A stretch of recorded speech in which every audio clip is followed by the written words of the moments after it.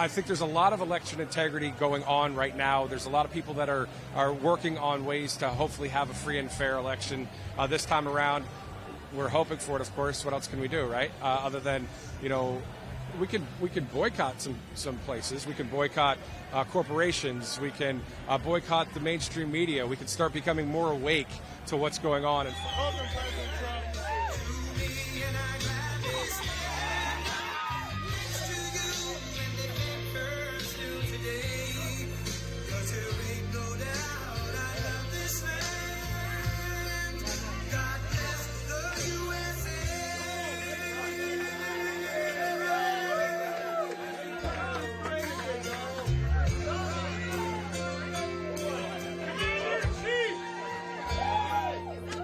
From the lakes of Minnesota to the hills of Tennessee, across the plains of Texas, from sea to shining sea, from Detroit down to Houston, and New York to LA, where there's pride in every American heart, and it's time we stand and say,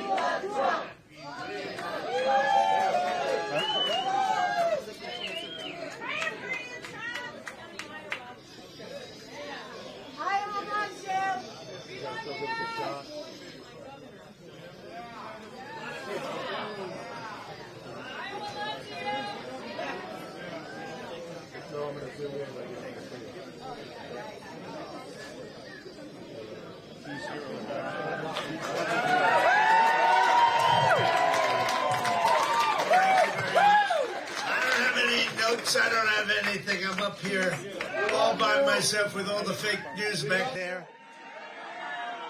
And you know, if you make a little mistake, do you think Biden would get up here without notes?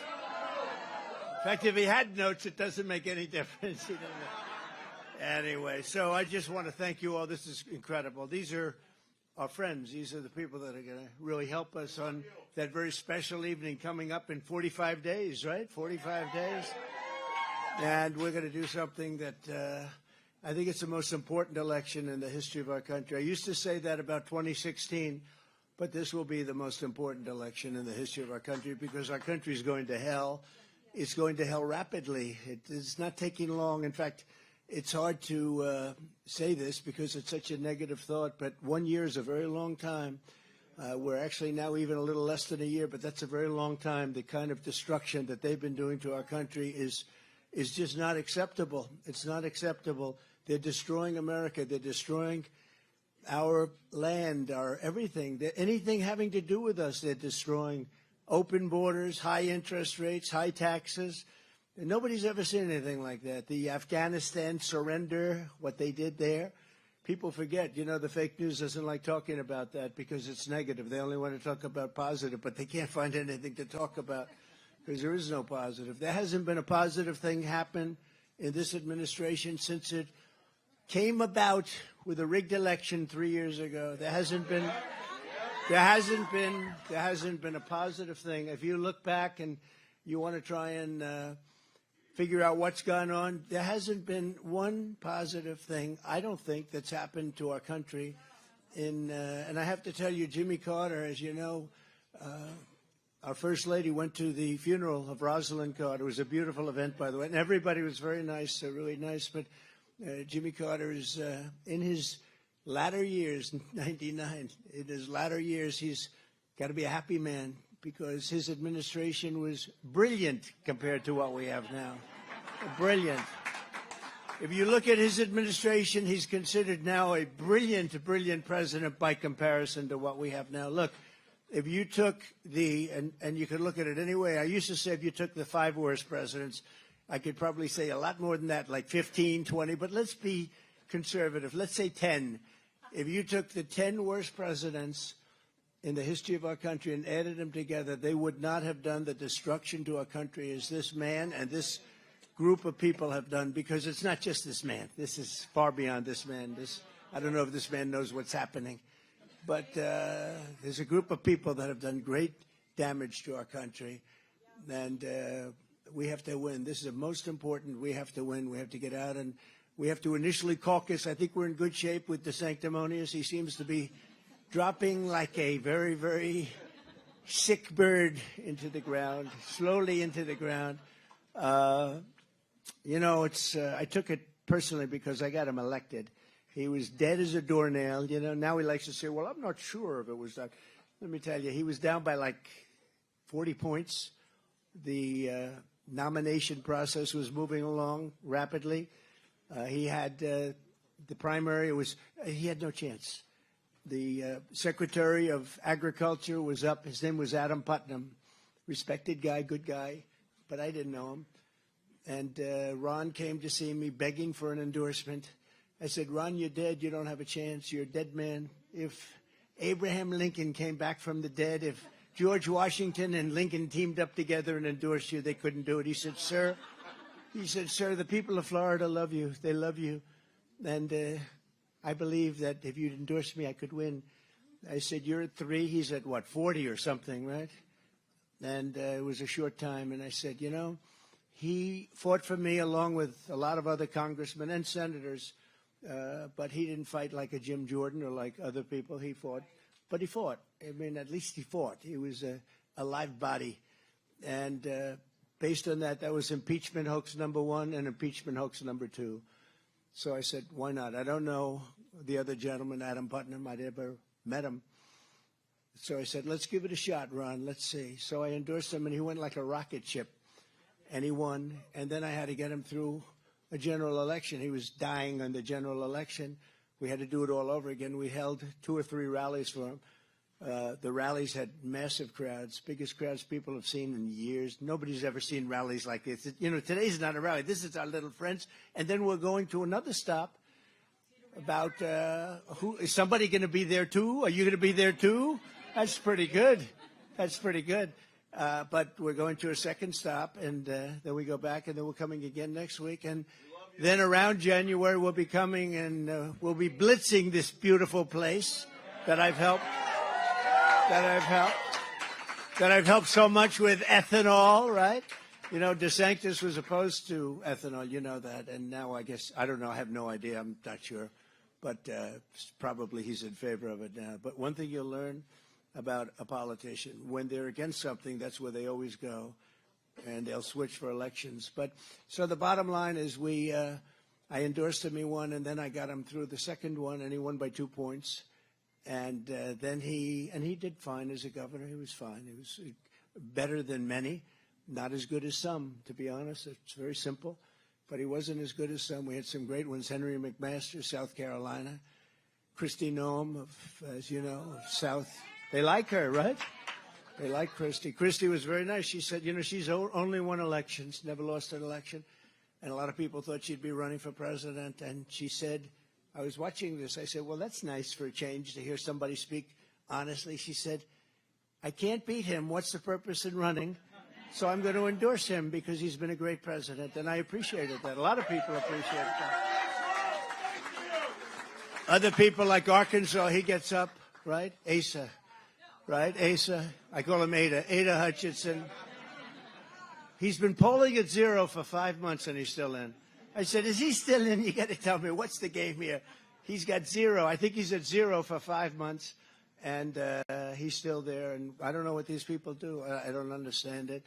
But we have to come together as a party because we have to beat probably Biden. I mean, I'm not sure he gets to the starting gate. Maybe he does, maybe he doesn't, whatever. But whoever it is, doesn't matter because it's going to be the same ideology. Maybe it gets even worse, and we have to do something. So we're here on the occasion of a lot of the Trump caucus captains with those beautiful white hats. Look at those hats. And everybody that's a captain gets one of those beautiful. And they are good-looking hats. I'd like to have one of those hats. And so you know it's January 15th, Martin Luther King's birthday. Speaking of that, did you see where a very respected representative of Black Lives Matter, New England territory, right? New England, endorsed Trump, he said. He didn't necessarily say the Republican Party, he said Trump, because what we've done in terms of opportunity zones and you know, jobs for everybody, frankly, but jobs, historically, if you look at the colleges, black colleges and universities, I got them 10-year funding. They never had that. They'd have to come to Washington every year. We took care of their funding and a lot of other things, criminal justice reform at a very, very high level, very fair. We got to be fair, but very, very something that everybody really, and we had tremendous conservative support, but criminal justice reform. And he came out in favor of Donald Trump. And he said, I'm going to do something that's going to surprise some people, but this guy has done more for the black population than any president, and I think he included Abraham Lincoln, but I'm not 100% sure, you know. But it's a great honor, and we just had a poll, 22% and 25%. We had another poll that was really incredible. We had a poll that came out today where we're at 69, and DeSanctimonious is at 9, and Nikki Haley is at Birdbrain is at 7, and the rest of them are in the like at 1 and 2, and a couple of at 0. At some point, the zeros are going to get out. The 1 and 2 still have potential, right? A lot of potential. So anyway, we've had a great time. We've had a great time with the state. This has been a fantastic state. We won 2 elections here by a lot. And this is, it's not necessarily Republican. I mean, it's not really. I mean, this could go if they had a real candidate, which they don't have. I mean, this could go the other way, I guess. But it's not, I don't call this not a lock. There's no such thing as a lock in politics anyway. If you have the right person, you can do pretty well. But this has been a great place for us. I love it. I love the people. I have so many friends here, and it's an honor to be with you. And this is a special group because you're going to be out there on the 15th. And you're going to be getting people to go out and do what they have to do. The first time I did it, I learned a lot. You know, when we had our caucus, and nobody knew what the caucus was. What does it mean? And I had Ivanka here, and she said, Daddy, we had a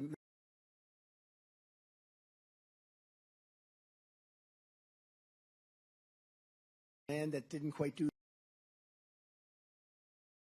that. Like it was the greatest. And I came in primary. We have the best team. And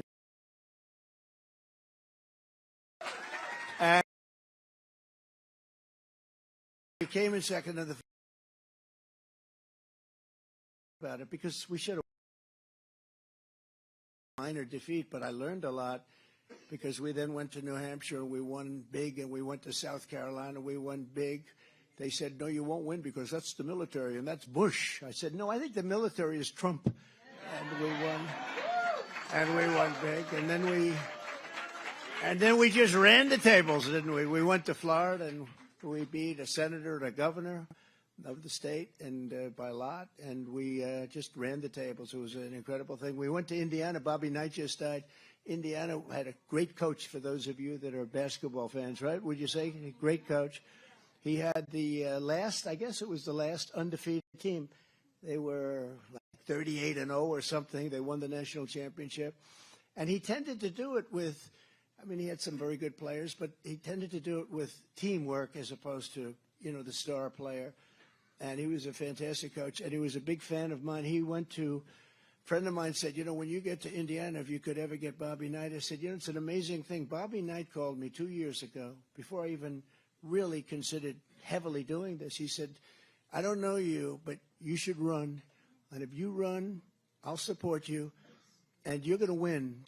And I said, well, it's really nice, Bobby, that you called. This wasn't really on the agenda, really. I was thinking a little bit about it. We thought about it when Romney ran and did a poor job when he ran against Obama, because that should have been done, because Obama had a failed 4 years, and he should have been able to do it, but he didn't know how to do it. He had no clue.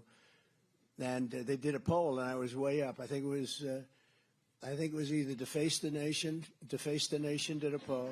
Ladies and gentlemen, it's Donald Trump on Deface the Nation or Meet the Fake Press. So with Chuck Todd. Sleepy Eyes, he's gone.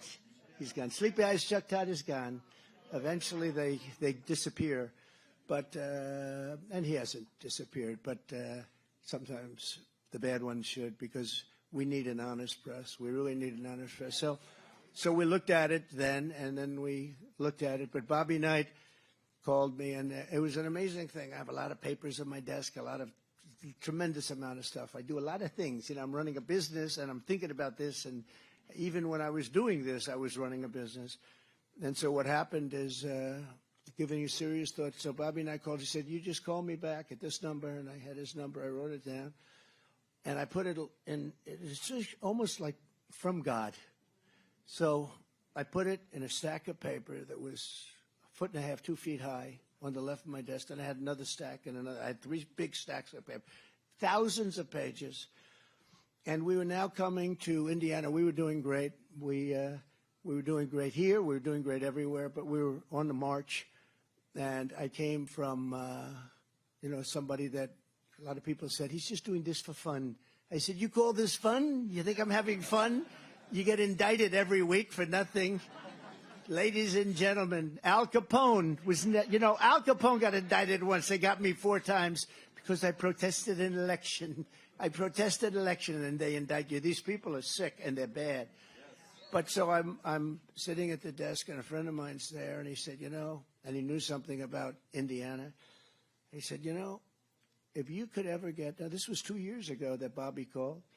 He said, if you could ever get Bobby Knight, the great basketball coach of Indiana, great coach, rough guy though, rough, tough guy. If you could ever get him, Indiana would be guaranteed. I said, it's funny that you mentioned, because 2 years ago I got a call from him, and I didn't even know if it was really him, but it was him. They said, sir, do you know a man named Bobby Knight? I said, no, but there's a coach named Bobby Knight. Maybe it's him. Well, I think that's what it is. So I picked up, and I immediately recognized it. It was Trump. This is Bobby Knight. I said, that's Bobby Knight. There's no doubt about it. But he gave me the number, and my friend said, Bobby Knight. I said, tell you, let's take a look, because I put the number over here. Now, thousands of pages. And I went like to the middle stack. It was amazing. And I just pulled up a whole pile, put it over here, and looked at the top, and there was Bobby Knight's phone number. Is that incredible? No, I mean, that's God. It's God. You're right. No, I just, with thousands, what are the odds of doing that? And I'll never forget it. I'll actually never forget it. So I immediately called him, and he goes, I've been waiting for your call. He said, let's go. And we actually, we went to Indiana, and we had the big basketball arena where he was coach and had such an incredible career, actually an incredible career. They treated him a little badly when he threw the chair. He was a slightly volatile guy. He threw a chair across the arena. That chair was moving pretty fast, right? And some foolish person, they were going for a great season that turned out once he left, that was the end of that season because he was such a great coach. But so he had a chip in his shoulder, and I think he hadn't been back. He went to Texas Tech. I think he hadn't been back there for years, did very well at Texas Tech. He's going to do well anywhere. And it's the first time he came back to Indiana. He was angry with Indiana, and he came back for me. And we did a rally, and it was an unbelievable. Everybody was crying in the audience. We had maybe 18 or 20,000 people in this incredible arena, and everybody was crying. He was even a little bit crying. He hasn't cried in a long time, but I didn't know that. It was a reunion. I was told that when I was going there. They said, it's a big deal because Bobby hasn't been back in years because of his, his feelings were hurt. And he went back and he said, this guy is the guy. And he gave a pep talk. In fact, he talked for a while and he introduced me and the place went crazy. And then he went off the stage. Everyone went wild. And I started speaking. And about 10 minutes later, he walks back on. I said, that's strange. What's Bobby doing? It's a big arena and everything's very formal. And I see him walking back. And he says, do you mind if I say a few more words? I said, go ahead, Bobby. So I moved on. Not exactly the way you would imagine, but I said, whatever it may be. And he said, listen, here's the story. If we have problems, this is the only guy that's willing to bomb the hell out of the enemy. He'll bomb them at a level that nobody's ever seen before. And that's all I have to say. That's it. And he walks off. I said, man. And when he said it, I said, I think I'm going to get in big trouble for that comment. But anyway, he was a great guy, and so we won Indiana big, tremendously, and we just ran the table. And then we had 2016, and it was the greatest, probably the most exciting night in the history of politics in this country. And then we did even better in 2020, got millions and millions more votes, and the election was rigged. It was a rigged election. They say that if you win Florida and Ohio, nobody's ever lost, but if you win Florida and Ohio and a place called Iowa, and if you win that, and we won all three, and they said nobody has ever lost election. And there were many metrics like that, but you win Florida, Ohio, and Iowa, nobody has ever lost an election with that combination. And we won. Not only did we won in landslides. Ohio was great, Florida was great, and Iowa was great. And but we're not going to let that happen. We're not going to let that happen again. We can't. We cannot let that happen again. So I just want to say to you that I appreciate you being here. You're very important. That's why I came here first. Very important because you're the ones that are going to make sure that everybody gets treated beautifully. It's so different than a regular election. It's the caucus is a big deal, but it's so different than the regular election. You'll be greeting people and talking to people, and they'll ask you questions, most of which they know the answers to before they ask the question, right? But you'll do a great job, and I think we're gonna come out and we're gonna do something that, frankly, I believe it's the most important. But I think it's going to be one of the biggest political events anywhere in the world. And we're having some of them in Argentina. As you know, you saw what happened. He ran as Trump. It was Trump. Make Argentina great again. It was perfect. MAGA. He had a MAGA agenda because it's a conservative agenda. And it's not that we're conservative. We're common sense people. It's not a question. People say, are you conservative? Yeah. I'm of common sense. We need borders. We had the strongest border in the history of our country. Now we have the weakest border, I believe, in the history of the world.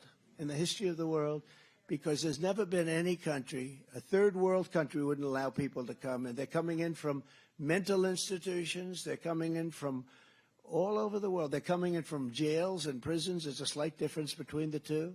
One's rougher than the other. They're coming in from mental institutions, but they're coming in from insane asylums. They're dumping everybody into our country from all over the world. Last week, they caught numerous people coming in from the Congo. They're coming in from Africa. They're coming in from China at large levels from China. You see 26,000 people from China, all young males, okay? So what's going on with that? 26,000 people just was reported over a short period of time. This isn't a long period of time. So what are we, building a little army in our country? And we have a guy named Biden who's grossly incompetent. He's corrupt, but he's also incompetent. And, you know, I never used to speak about him like that. But when they did the indict word, when they indicted me for bullshit, I said, now we can tell it like it has never been done in this country before. When a popular president, I got more votes than any sitting president in history by far, by millions. When a popular president who did a good job, I mean, we had, think of where we were. We were energy independent. I got the largest tax cut in history approved. I got the largest regulation cuts in history. That's why we had the best jobs. We had the greatest economy in history. I mean, think of all the things that we were doing. I defeated ISIS. Everybody said you can't defeat ISIS. I defeated ISIS in 4 weeks, right? General Raising Cane. Raising Cane. You heard about Raising Cane, right? We have real generals. We have a great military. Not the guys you see so much on television with, you know, characters. Not Jesper and Millie and these guys. The real generals. We have unbelievable generals. We have unbelievable military. We have a great country potentially, but right now we have a country that's failing. It's a failing nation. We have a failing nation, and it's a very sad thing to watch. We had it going so good. If Biden would have just gone to the beach like he's been doing almost every day and left everything alone, if he would have left the border alone, Tom Homan and Brandon Judd and all of these people, we had great people, and they had the border so good. Best we've ever been in recorded history. And now we have an open wound. We have a sieve. The water's just pouring right through. The people are coming right through. The drugs are higher than ever before. We had them way down.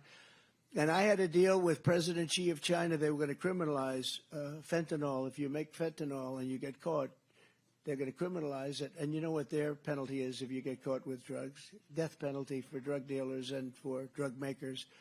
And they were going to criminalize it. It was all done, and then we had the result of this ridiculous election where they used COVID to cheat and other things, too. You don't even have to go into ballot stuffing, the 2,000 mules and all of that. You don't have to. And by the way, the 2,000 mules, hundreds of thousands, millions of ballots we're talking about. We're talking about millions and millions. And it's coming out now. It's very interesting. All the time you see, yesterday I read about in Georgia, 3,600 duplicate ballots. That means 2 ballots, 2 of them, and almost all of them happen to be for a guy named Biden. So it's and that's where we are now with our country. And now you look at our country, it's a mess. It's a mess. But we'll turn it around and we'll make it greater than ever before. We can do that. We're going to close up the borders. You're going to come into the country, but you're going to come in legally. Now people say, why should I go through a process when I could go into the Mexican or even on the northern border to a lesser extent? But why should we go through a process of learning about our Constitution and doing it the way it has been done? And all we have to do is just go to the Mexican border and walk right into the country. So it's a very, very sad thing, but we're going to make our country greater than ever. It'll be the greatest comeback in history. I'm not talking about comeback politically because I don't care about that. It'll be the greatest comeback for a country because our country right now is a dying country. We're not respected by anybody.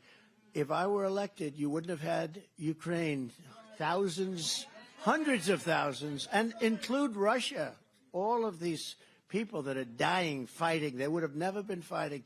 Zero chance. Number one, oil was so low that they wouldn't have had the money to prosecute the war.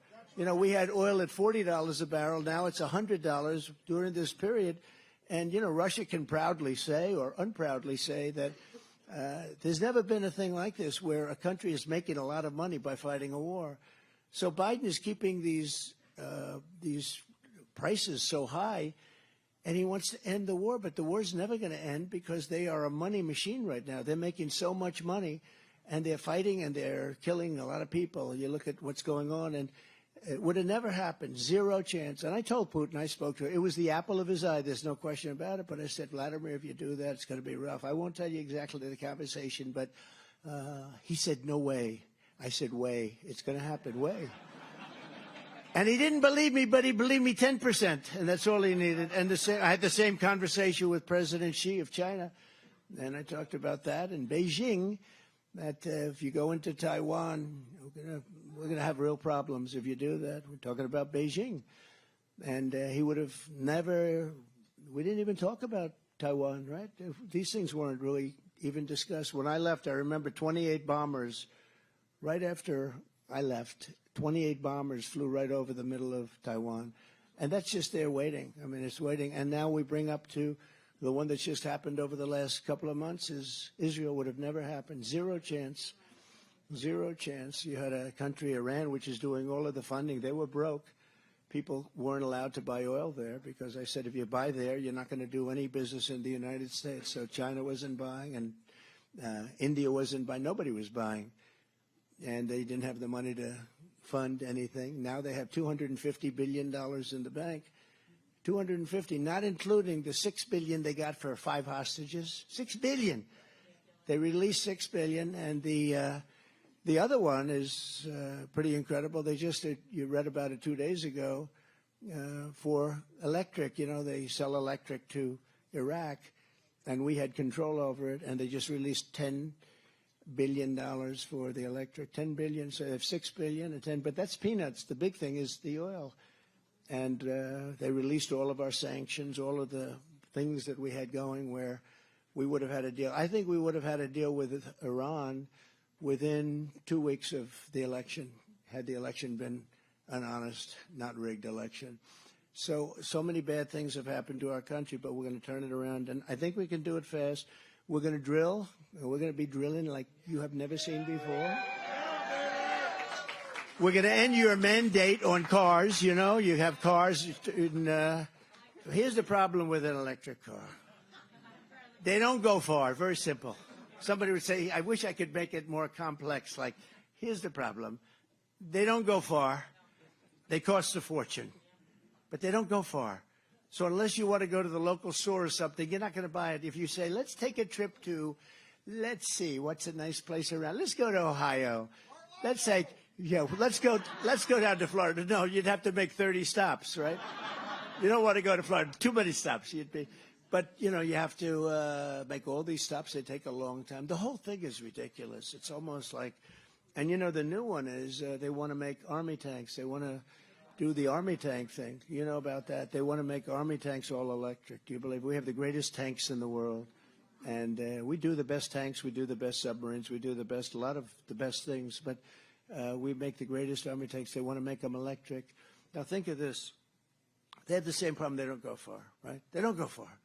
So you're in the middle of the desert. You say, you know, we're running low on electric. Do they have a charger around anybody? They're charging? The other thing, batteries are very big. They're very big, very heavy. So you'd have to have the army tank pulling a battery probably and a truck behind it. So you're pulling a battery. That wouldn't look too cool. But what do we do? So we want to have nice, clean emissions so that the country that we're blowing to hell is not hurt environmentally.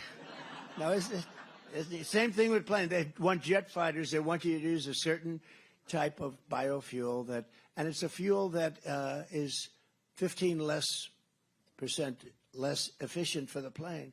So think of it. You're a pilot. You got this really incredible weapon, and now you're expected to use a plane that's 15% less. So here's the difference. 15% less than having the full.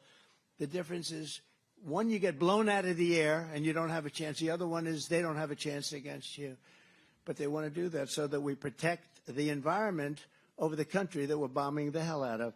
Isn't it just, are these people crazy? They also want to go to all electric boats. You know, I was in South Carolina, a really great boat company, boat manufacturer.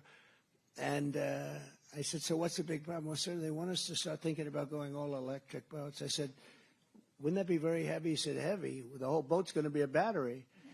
And I actually brought up a thing. I said, so if your boat sinks, do you get electrocuted when it goes down? He said, you know, nobody's ever asked that question. I said, if I'm going down in a boat and there's a shark 10 yards away, or I'm going to get electrocuted, could that happen? He said it could. I said, well, you know what? If it's true, I think I'll take the electrocution because I'm not going near that shark. But they are talking about things like that. These people are crazy. These people are crazy.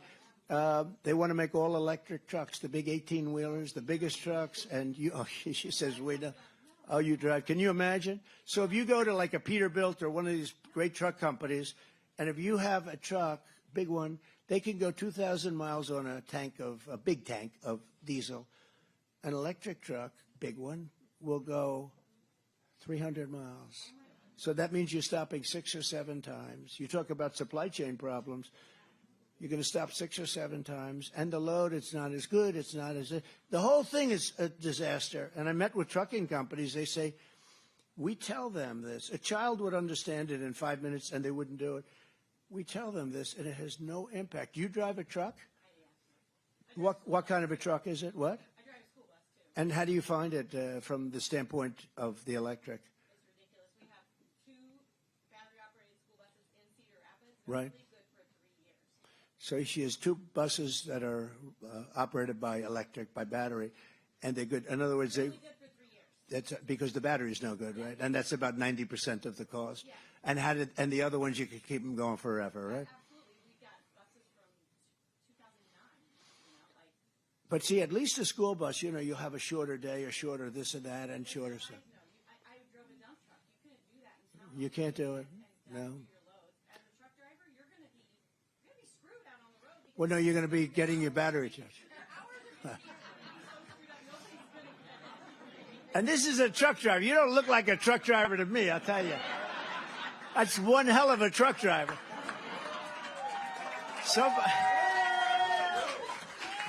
Somebody's going to say she's a plant. She's a plant. No, but she knows the subject. I can see it. No, it's terrible. It's terrible. And you can't talk reason because these people are crazy. You can't talk reason to them. I could sit down and in 3 minutes explain like the trucks or the army tanks or even cars.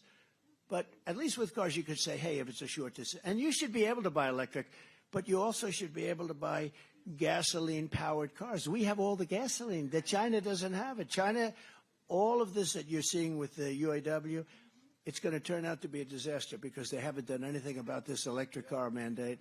And you're not going to have any of these cars made in the United States. It's going to be a disaster for the UAW, for the people of the UAW, how they approve that contract without making a deal on that. So these are just some of the many problems. We have so many problems. One of the biggest problems is the world does not respect us anymore. They respected us 3 years ago, like at a level that I don't think they've ever respected us. And now they don't. I tell the story with Macron. I said, you're going to do that? Well, we're going to put 100% tariff on your wine and champagne. They were going to do something very bad to our country. They were going to tax our companies. And that's not fair. We have to protect our American companies. And I said, you're going to do it. And my people said, sir, there's no turning back. I mean, they're going to do it. Oh, really? I don't think they're going to do it. I said, try it again. Smart people. They came back. They said, no, they won't do it. I said, let me handle it, okay? And I called up Macron. I said, listen, you're going to do it? Yes, sir. It's already signed, sir. I'm sorry, And I said, well, that's okay, but here's what we're doing. On Monday morning, we're going to put a 100% tariff on all wines and champagnes coming into the United States. You can't do that. That's not fair. What you're doing isn't fair, too. And within about 3 minutes, he said, may I call you back? This is Macron, who I like a lot, by the way, but he's for France, He's not for us. He's for France. And he called me back in 5 minutes. He says, we've decided to take off the tax on American companies, right? Took me 4 minutes, and I was told by my geniuses you couldn't do it. They worked on it for months. So anyway, that's the way it goes. But I just want you to say it. What? We want Iowa people. We want. Well, with your governor, we had I got along with her very well. No, I got along with her very well. I mean, I helped her a lot because I took, as you know, a great governor, Terry Branstad, and I made him the ambassador to China. He told me an amazing story, and that's why, long before I was in Iowa making a speech, and he said, could you ease up in China a little bit? I said, why? He said, because I'm very friendly with the president of China. I said, how would you know the president of China? He said, when I was selling corn, he was the buyer. He was representing, and he came home like 40 years ago. He told me the story. It was amazing. And I remembered, and I said, how would you like to be ambassador to China, right? But I said, Terry, let me ask you, why would you know him? He said, because we got to be friendly. He was a buyer of corn. And, you know, Terry was a very successful seller for the state. And I remember the story, and it was pretty amazing. And he said to me that he went back home and he told his wife, he said, I met the most capable person, and I believe he's going to be a president of China someday. That was 40 years before. And lo and behold, so when I became president, I took him out. I said, you just set the record. You know, he's the longest-serving governor in the history of the country, not just of the state, but of all states, 24 years or something like that. I said, you've broken the record. How about doing the following? Why don't you become ambassador to China? You'll be friendly with President Xi. That makes sense to me and all that. And he did. He did a very good job. But because of that, Kim Reynolds was the lieutenant governor. She became governor, and that was fine with me. Then an election was coming up. And generally speaking, when people get put into a position like that, they lose in politics for whatever reason. It's like if you look back at the history books, when a governor appoints himself senator, which happens, they very rarely win. I think they almost never win because people don't like that. But she was she was the governor and doing nicely. She was doing fine. You know, it was not that difficult. This state is not that difficult, and it's a great state with great people. But she became the governor, and then she called me. She had a big problem. She was running against a very wealthy man, I believe a farmer, handsome man, they said. Handsome, good-looking, wealthy, had everything, Democrat, and he was way up in the polls, and he was going to win.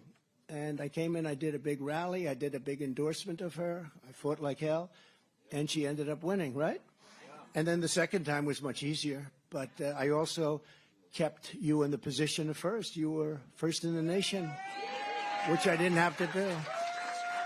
So I did all these things, and then I spoke to Kim about 4 or 5 months ago, whatever. And she said, I'd like to remain neutral. I said, I'd like to remain neutral, too. I didn't have to come here and do rallies for you. And she said, what do you mean? Well, because we're first in the nation, I'd like to remain neutral. I said, I'm the one that kept you first in the nation. She said, well, it's, because of that, though, I'd like to remain neutral. I'd like to be able to go and really politic and work with all of the candidates. I said, all of the candidates are running against me. That doesn't sound like so good. And it wasn't a quid pro quo, as they used to say in impeachment hoax #1, which there were none, except with them. They had the quid pro quo. They're the ones that cheated. We didn't cheat at all. But, she said, I think I'd like to be able to campaign with everybody.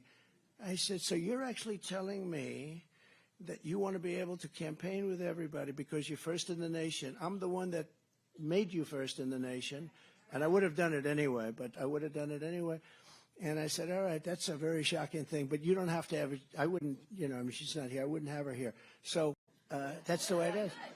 So then she goes, and I read where she's going to support Ron DeSantis, who's like 50 points, who in the nation is like 50 points down and very substantially down here. And people have found out he's got no personality, et cetera, et cetera.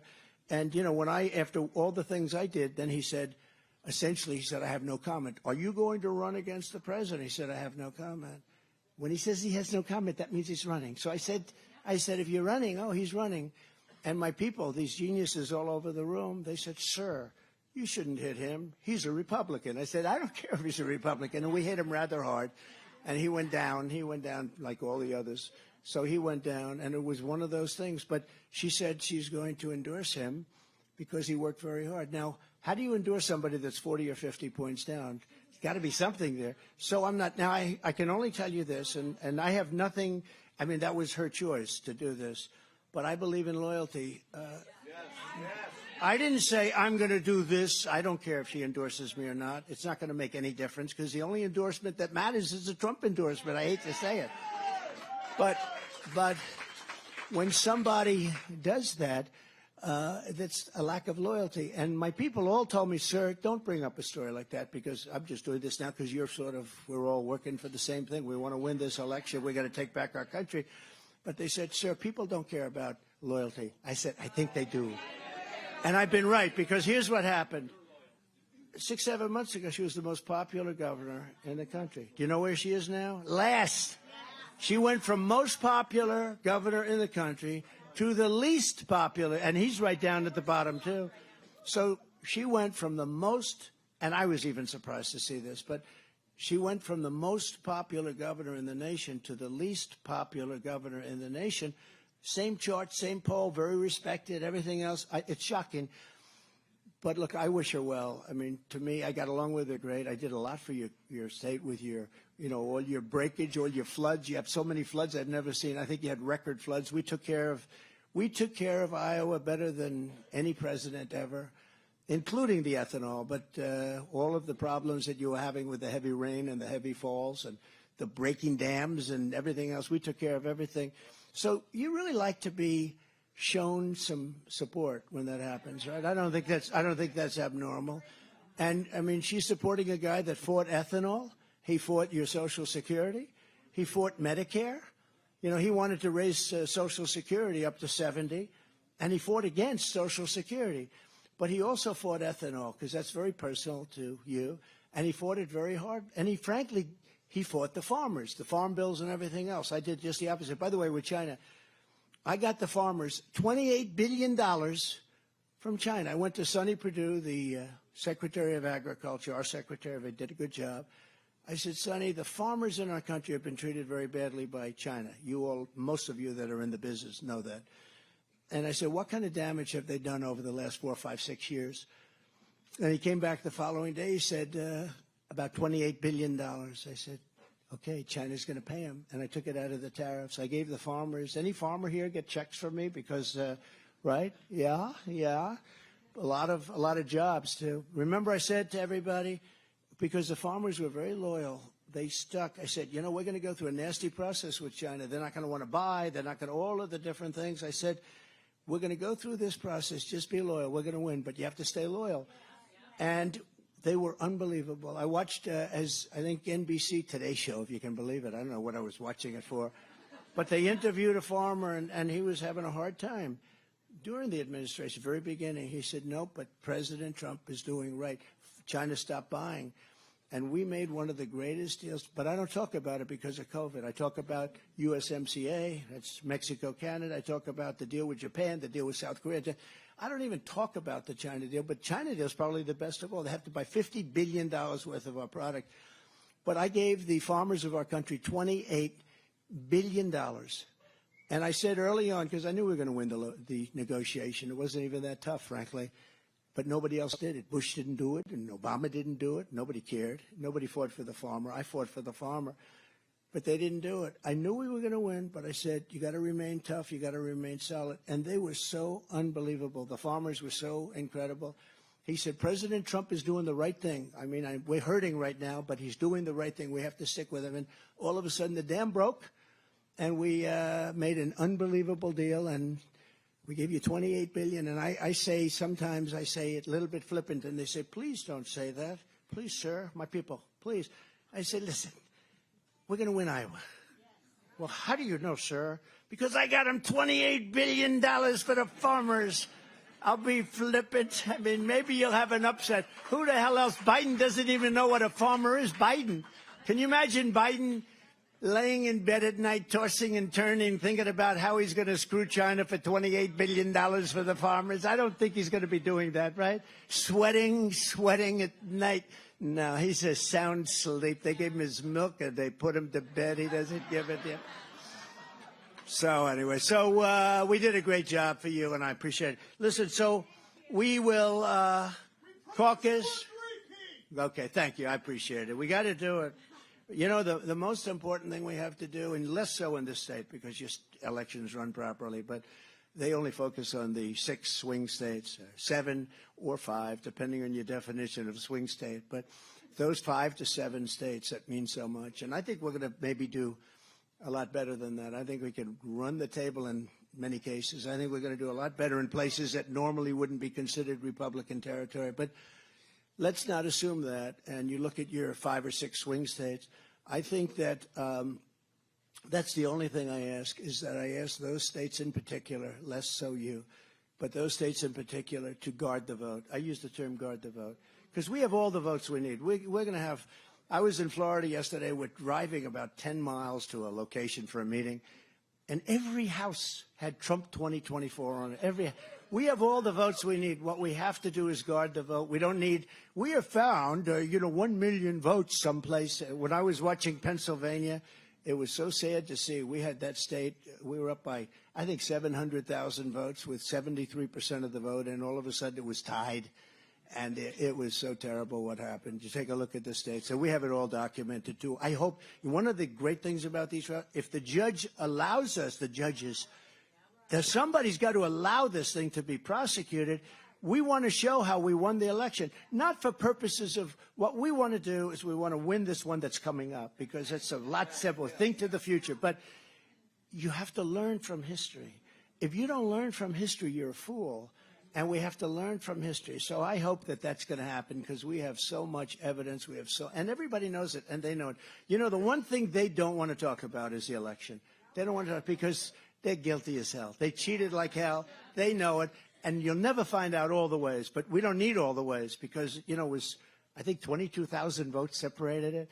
And we have millions and millions of votes. It's a very sad thing. So the most important part of what's coming up is to guard the vote.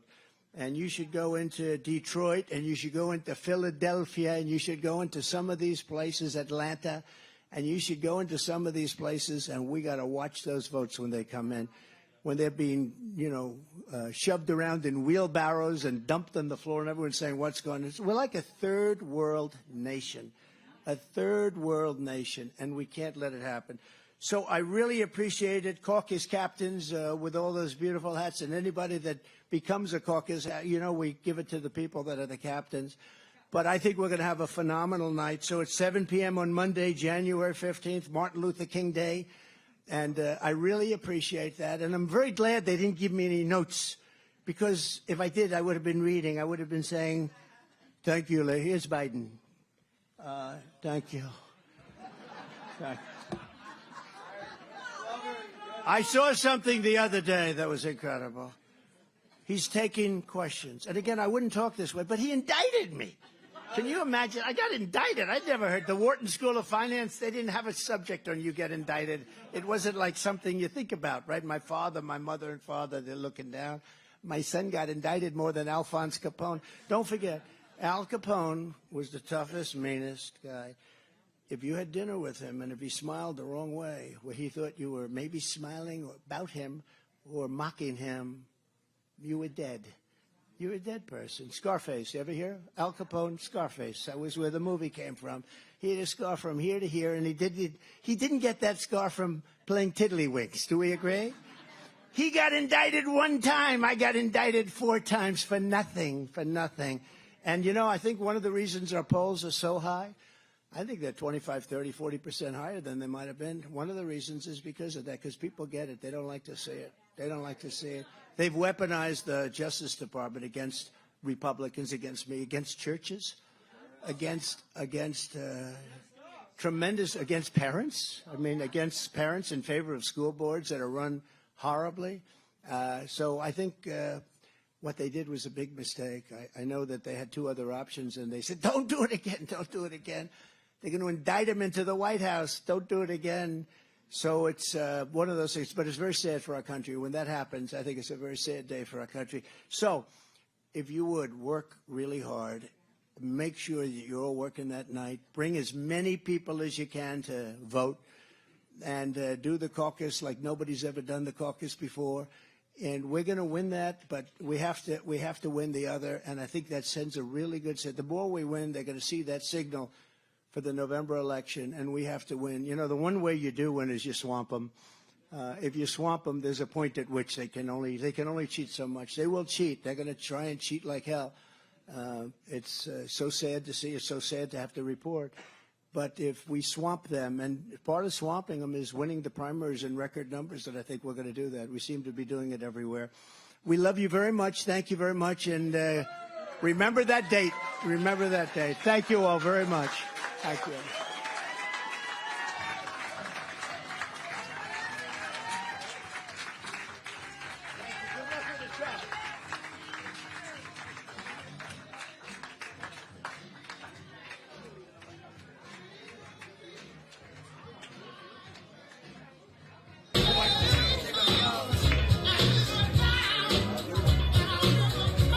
Going out that door over there. Oh, wouldn't that be a... You all right? That's a lot of standing, wasn't it? I knew we were both going. I would have tried to.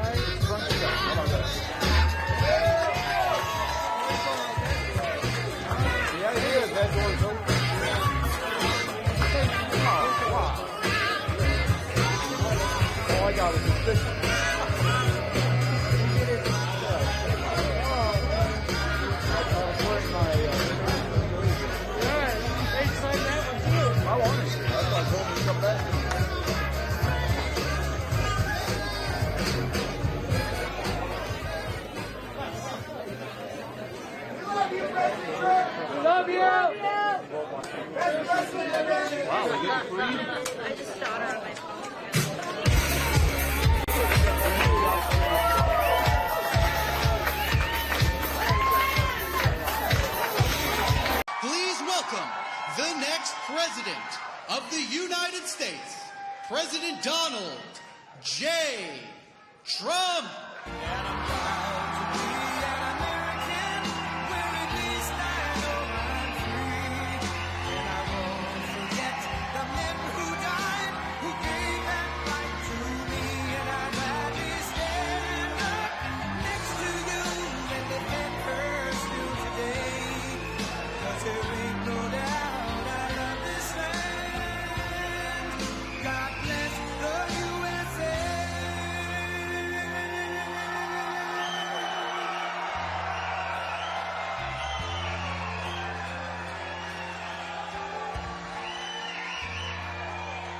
From the lakes of Minnesota to the hills of Tennessee, across the plains of Texas, from sea to shining sea, from Detroit down to Houston, and New York to LA. There's pride in every American heart, and it's time we stand and say.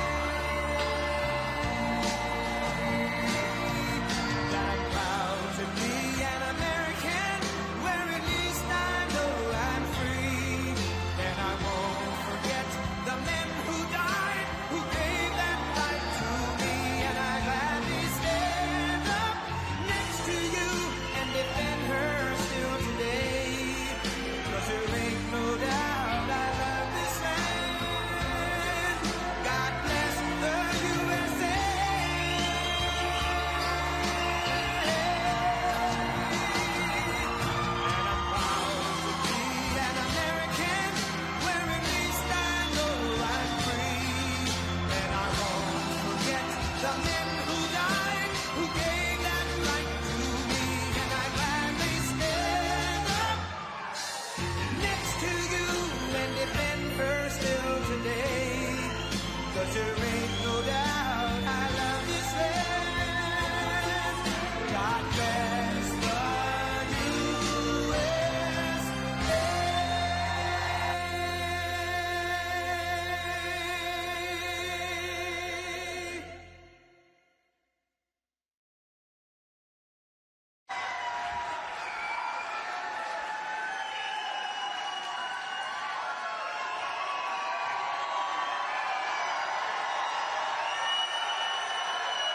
you very much. Wow.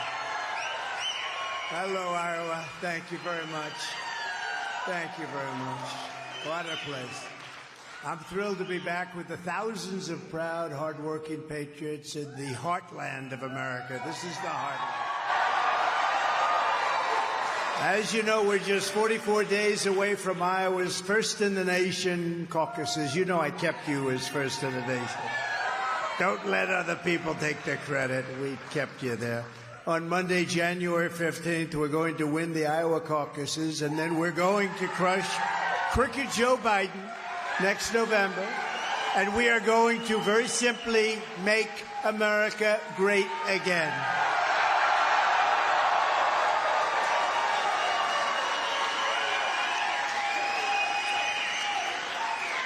I want to thank a very special person, a great woman, actually, Iowa Attorney General Brenna Byrd. Brenna, thank you very much. Appreciate it. What a job. Done a great job. Thank you very much. Also, State Senator Charlie McClintock. Charlie, thank you, wherever you are. There's a lot of people here. Charlie, thank you very much. And State Representatives Bobby Kaufman. Bobby. He's got very good genes, you know that, right? Brad Sherman. Thank you, Brad. Thank you, Brad. Heather Hora and Mark Cisneros. Thank you. And former Acting Attorney General Matt Whitaker did a great job. Thank you, Matt. Thank you, Matt. Thank you very much, Matt. We also have one of my favorite generals of all time, Keith Kellogg, here. Thank you, Keith. Thank you very much. Great job. Great general, great man. For decades, you watched as a corrupt political class in our nation's capital looted your money, trampled on your dignity, and pushed their radical agenda into every aspect of your lives. You know it very well. But in 2016, you voted to stand up to those liars, losers, crooks, and creeps, and you elected an outsider as your president, and it was about America first.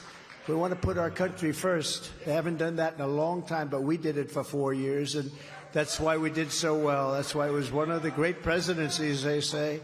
Even the opponents sometimes say that he did very well. I have to say, take it back, they scream. His people say, take it back.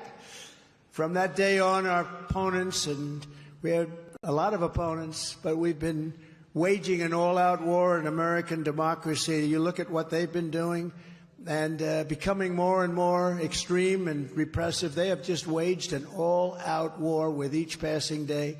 If they focused on our country, it would be a lot easier, because we're going to bring this country to levels that it hasn't seen before. We're going to take it to levels even higher than where we had it just 3 years ago. For 4 straight years, they tried to overthrow the duly elected president. You know about that. With one hoax, witch hunt, and abuse of power after another. Remember Russia, Russia, Russia. Remember all of that nonsense. All turned out to be fake.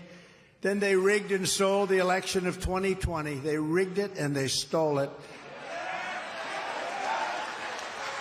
And since crooked Joe Biden got in, he's been weaponizing government against his political opponents like a third world communist tyrant. Really no different. You take a look at what's happening, and we're talking about to a lot of people, not just Donald Trump, a lot of people, but we got him. We got this thing. We got this thing.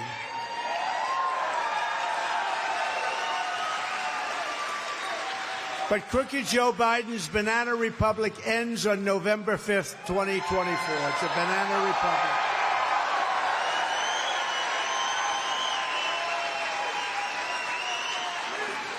Biden and his radical left allies like to pose as defenders of democracy. You see, he was standing up there not so long ago with the pink and red background. That looked a little bit sinister. I don't know if he knew what the hell he was doing up there, but he was up there spewing the words that somebody wrote for him. But Joe Biden is not the defender of American democracy. Joe Biden is the destroyer of American democracy, and it's him and his people. They're the wreckers of the American dream. The American dream is dead with them in office. It's sad. We had such a dream. We had such an American dream. We had such an incredible administration, but it died when these people came into office. Over the past few years, you've watched Biden and his band of Marxists, communists, fascists try to crush free speech, censor their critics, criminalize dissent, destroy attorney-client privilege, which is something nobody ever thought they'd see in this country, and even attempt to imprison their leading electoral rival by far on bogus charges. That happens to be me, in case you forget. Happens to be me. But somehow I'm not worried. I'm not worried. That's why we're doing this, because we have to straighten out our country, what we've done, where we've come. Think of where we were 3 years ago and where we are now. We're laughed at all over the world. Nobody listens to us. They don't care what we say. We were respected. We were feared, but I don't want to say feared. We were feared, but we were respected. We were everything that a country could be at a level that this country has never been before. It was just 3 years ago. Now they laugh at us. Now they laugh at us. They laugh at a guy can't find his way off a stage. Can't use the stairs for Air Force One, has to use the children's stairs. That doesn't look good. You land in a country and you get off of the children's stairs. They've persecuted Christians and pro-life activists. You know that. They've labeled parents at school board meetings as domestic terrorists. I mean, can you believe it? But they have. You know, when I first heard that, they have actually gone after parents viciously and violently. And when I first heard it, I thought people were just making it up. They haven't made it up. You've seen that. And they're flooding our nation with tens of millions of illegal aliens while rapidly opposing things like voter ID. Why would you oppose voter ID? Voter identification. Why would you do that? Because you want to cheat. That's why. There's only one reason. You have identification for everything. You know, when they had their convention 3 years ago, they had their convention, and you had a pass the size of this book. See that book? It was like that. And it was hanging right here. And it had everything you wanted to know about, pictures from side views, from front views, from back views.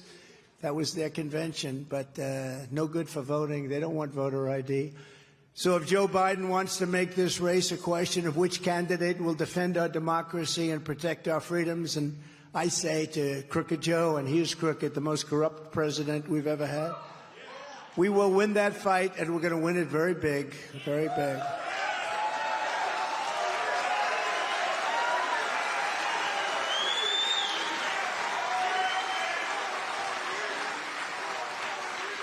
And we just left another section of your great state, and I want to tell you the enthusiasm here, there, all over the place, but all over the country, really. We've never seen anything like it. We did great with 2016. We did much better with 2020. The fake news hates to hear that, but we did much better with 2020.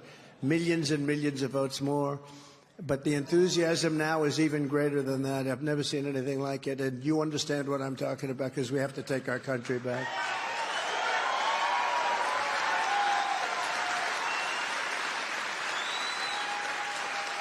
Because the fact is, Americans don't like fascists, we don't like communists, we don't like tyrants, we don't like corrupt politicians like Joe Biden. Without question, this is the worst president, most corrupt president in the history of the United States of America, without question. And I promise you this, if you put me back in the White House, their reign will be over and America will be a free nation once again. We're going to be a free nation.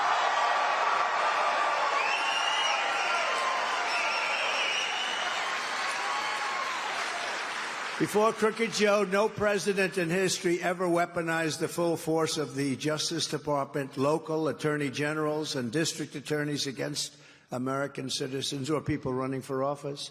No president ever tried to deface the Constitution to get the other party's candidate, me, thrown off the ballot. You know, they've been working on that very hard.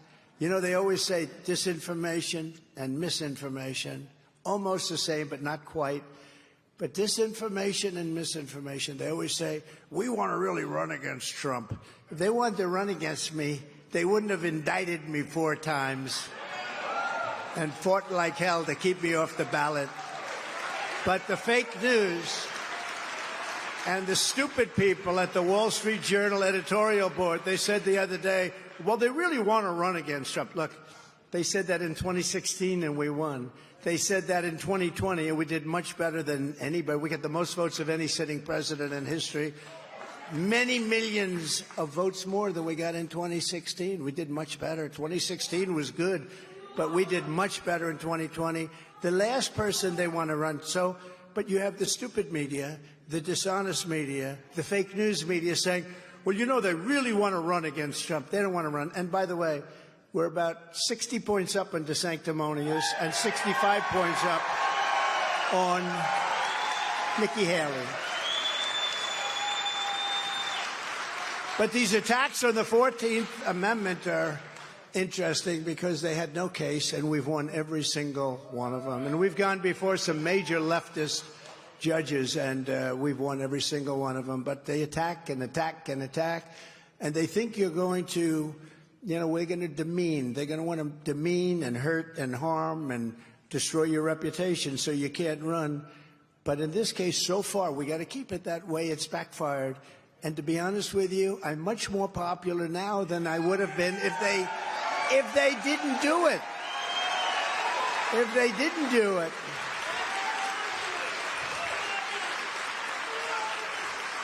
You've actually got the best poll number. They did a story the other day, one of the big fake newspapers, and they said, this is the biggest he's ever been, and we have to do it. Look, we have to carry it on for another 11 months. Think of it, less than a year now. And 45 days to caucus time in Iowa. You start it all. And remember, I said it before, I kept you there. Nobody else. I kept you there. Not your governor, not anybody. I kept you there. And you're going to be there for a long time. You're going to be number one. You're going to be first in the nation.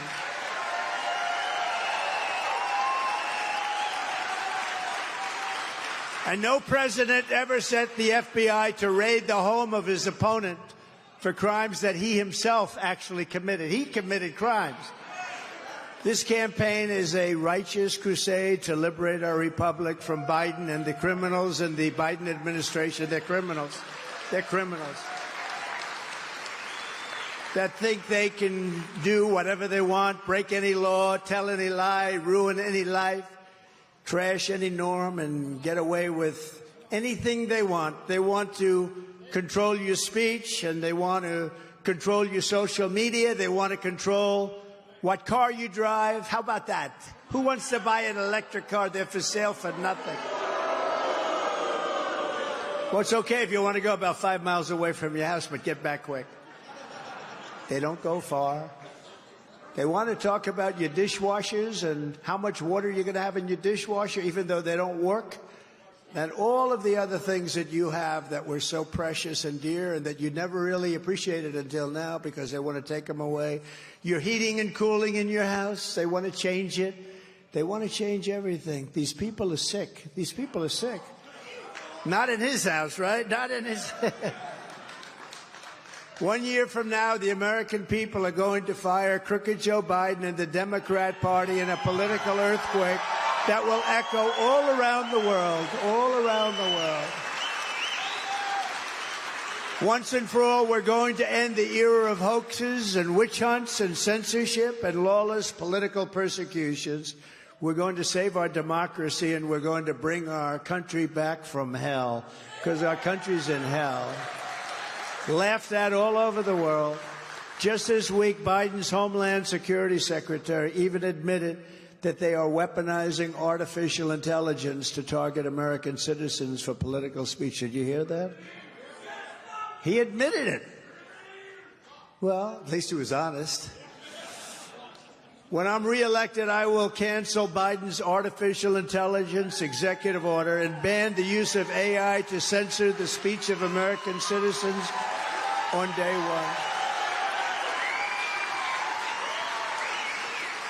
All of these Biden attacks on democracy and freedom are happening because the radical left Democrats know that in a fair fight, they're going to lose in a landslide. I mean, think of it. All of the things they do. Who would ever vote for any of these policies? Open borders, mental institutions pouring into our country.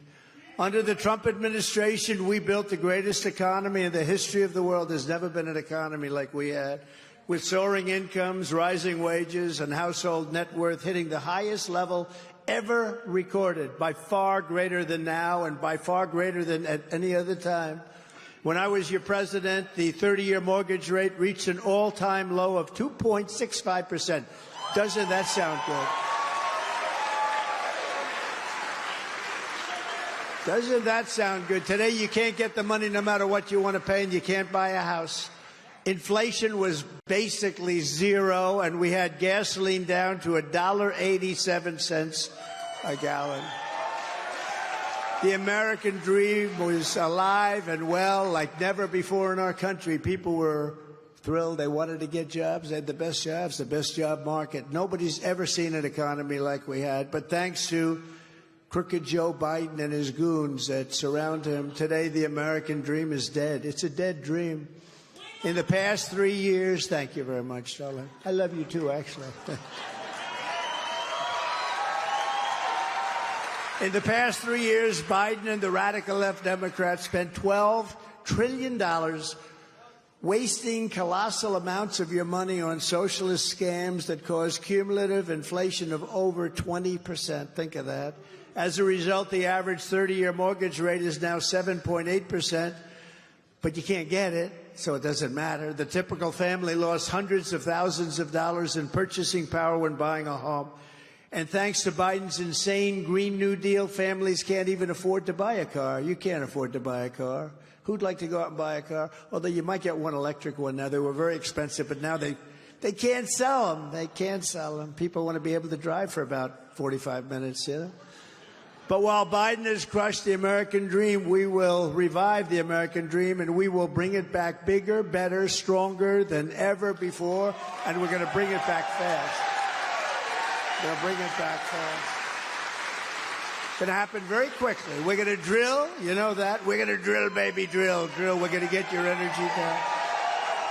We're going to seal up those borders so tight, and we're going to have the largest deportation of very bad people. Very bad people. Shouldn't be in this country. Ever in our country's history. I will quickly end Joe Biden's inflation nightmare, rebuild the greatest economy on record, and I will not rest until your family can afford a beautiful home and a brand new, beautiful car of your choice. Combustion, electric, any way you want it, you're going to have lots of choice, and that's the way it should be. I'm not saying electric cars are bad. They have problems. They have big problems. There is a danger to them, and they don't go far. I mean, it's a big problem. You say, let's drive over to Ohio. You don't want to stop 7 times, right? I'd like to sort of say, darling, let's now fill it up when you get there, or maybe when you get back if you have the right car. With your vote, well, 2025 is going to be. Look, it's going to be the biggest election in our history. It will be. I think 2025 is a chance to be one of the strongest and most prosperous years in the history of our country. We're going to do this fast. You know, drilling goes fast. Those guys know how to drill, but they stopped them from drilling. I was very proud. ANWR in Alaska, the biggest oil field probably in the world, probably bigger than Saudi Arabia, but very big. They closed it up. For 60 years, Reagan tried, and everybody tried. Bush probably tried. Who knows what he did? I doubt it. I doubt it. But Reagan tried to get everybody. They couldn't get ANWR. I got it done. And the first week in office, they knocked out ANWR. They knocked out the pipeline, right? They knocked out our pipeline, the Keystone Pipeline, Keystone XL. They knocked it out, 48,000 jobs. And those pipeline workers who love Trump, by the way, they should fire their union people because the union people endorsed Biden. And the following day after the election, he terminated 48,000 jobs. And those people went bankrupt. Those people suffered greatly. It's no wonder crooked Joe Biden and the far-left lunatics are desperate to stop us by any means possible. They don't care how. They don't care. They don't have any scruples. They're weaponizing law enforcement for high-level election interference because we're beating them so badly in the polls. You take a look. The Washington Post had us up 11. Washington Post. And they apologized to it. Can you believe it? They said, there must be something wrong. He's up 11. Then the following day, they announced we were up 12. And the Harvard-Harris poll just came out. This is a brand new one. We're leading the field with 67, with DeSantis at 9. And Bird Brain is at 8. She's 8. She was another beauty. She said, I will never run against you, sir. I will never run. You know, I mean, look, the Lieutenant Governor of South Carolina, Henry McMaster. Did anybody ever hear of him? He's great. So he was a lieutenant governor. He backed me. She backed another. I'm not going to say because he's a friend of mine now, but she backed somebody else. I thought she'd back me because I was always very nice. But, you know, sometimes nice in politics doesn't matter. And Henry McMaster was great. He was a lieutenant governor, and I wanted to make him governor. So what I did, I moved her over there. He became governor. He's done a fantastic job. And I got her. You know, she was fine. Bird Brain. There's a reason for that name, isn't there? And the other guy, I got him elected. He was elected because of me. And he forgot very quickly. I got him the nomination. Then I got him past a very hot politician at the time, who turned out a couple of years later to be a crackhead. But at the time, he was a very hot politician. They said, he's going to be president someday. And I said, well, Ron said to me, I don't think I can beat him, sir. I don't think I said, you beat him. Look, you just got the nomination. Thank you very much, President Trump. You just got the nomination. It was very interesting. He was losing by so much. I say to everybody, if George Washington and Abraham Lincoln came back to endorse him, it wouldn't have meant a thing. He had no chance. And I endorsed him. He went up like 40 or 50 points almost immediately, and he ended up winning. The people that he was running against, a good person. I didn't know him, so I didn't feel so guilty. I didn't know him. Somebody said he was a rhino, so it makes me feel better. But the person that he was running against was up by numbers that were not beatable. And when I came out and endorsed him, it was a whole different ballgame. And then I got him passed. We did 2 or 3 rallies. I think we had the lowest crowd was 48,000 people. We had tremendous rallies for Ron DeSantis. That's why I call him Sanctimonious. I should take the D out, Sanctum, but I want to have a little relationship to his name. Remember, he tried to change his name. Do you remember? He tried to change his name to Ron DeSantis. It's Ron DeSantis. And I sent him a note. Never change your name in the middle of a campaign. It's not a good thing. But what we did was pretty amazing. We got him elected. And then 4 years later, the press is screaming at him, will you run against the president? And he said, I have no comment. I said, he has no comment. That means he's running. We got to hit this guy. And my geniuses backstage, I get paid all this money. They said, sir, don't bother talking about it because people don't care about loyalty. I said, I think they do care about loyalty. See, I think they do. I think they care a lot about loyalty. And we hit him very hard, and he's been falling out of the air like a very seriously wounded bird, right, to the ground. And it's a very pleasant thing to see. Now, it looks like he's gonzo, but we never want to say that. We got to get this thing finished. I never want to say, you know, on television today, they said the primaries are over. I said, don't listen to that. Don't listen. Nothing's over. I've seen things that are over, and bad things can happen. You got to get to the polls. You got to get to caucus, and you got to do your job, and we got to win. And then we got to focus on November, and we got to beat this crooked guy that's in office. And I never spoke about him this way. I was respectful, you know, modestly. How can you be respectful of this guy? He doesn't know anything. He can't put 2 sentences together. And he's negotiating our nuclear package with Kim Jong-un, who won't talk to him, by the way. He won't even talk to him. North Korea won't talk to him, but he likes me. He likes me. You know, for 4 years, you had no trouble with North Korea, did you? No trouble whatsoever. Started a little bit rough, right? Rocket Man, little Rocket Man. He said, we've got a red button on my desk, he said. I said, I have a red button also, but mine's bigger, better, and it works. Mine works. And then, no. And then I got a call from North Korea, and they wanted to meet. We met, and we really got along. We got a great relationship. You know, the press hates to hear that. They say when you have a great relationship. It's good to have a good relationship with people that have nuclear weapons and lots of other things. It's not a bad thing. It's a good thing.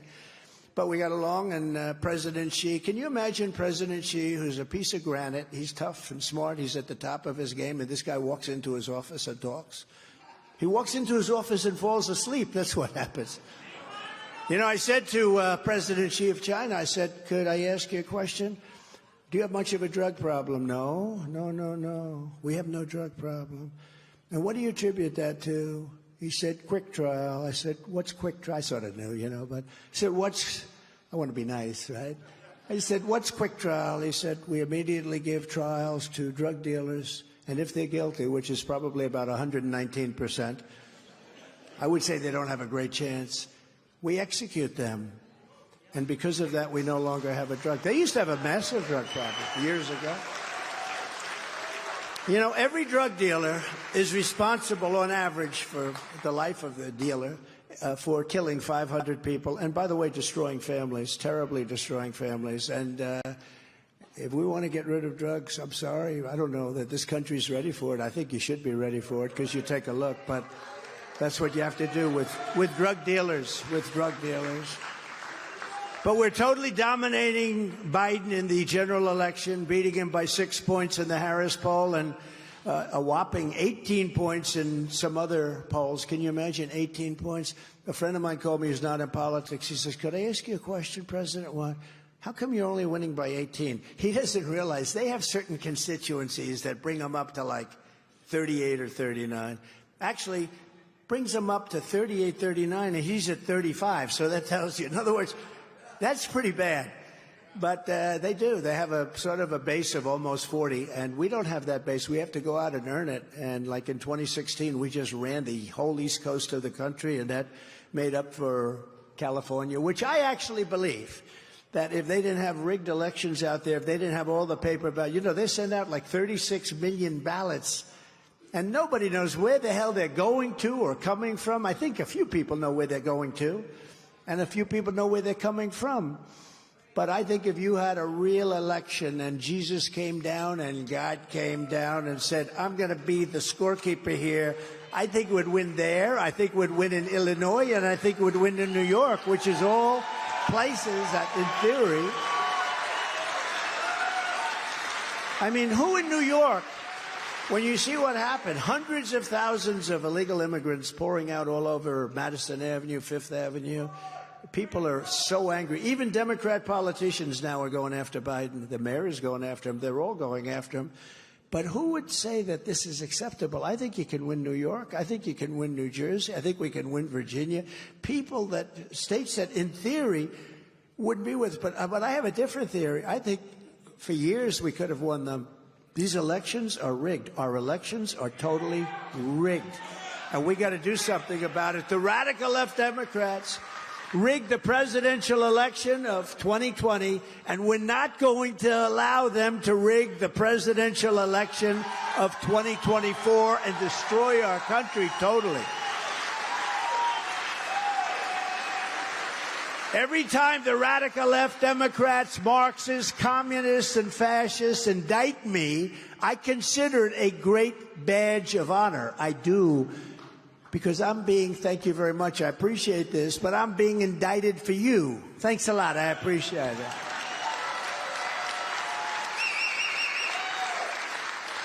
Now, I'm sure nobody in this crowd ever heard of Al Capone. Nobody, who would ever? Scarface, right?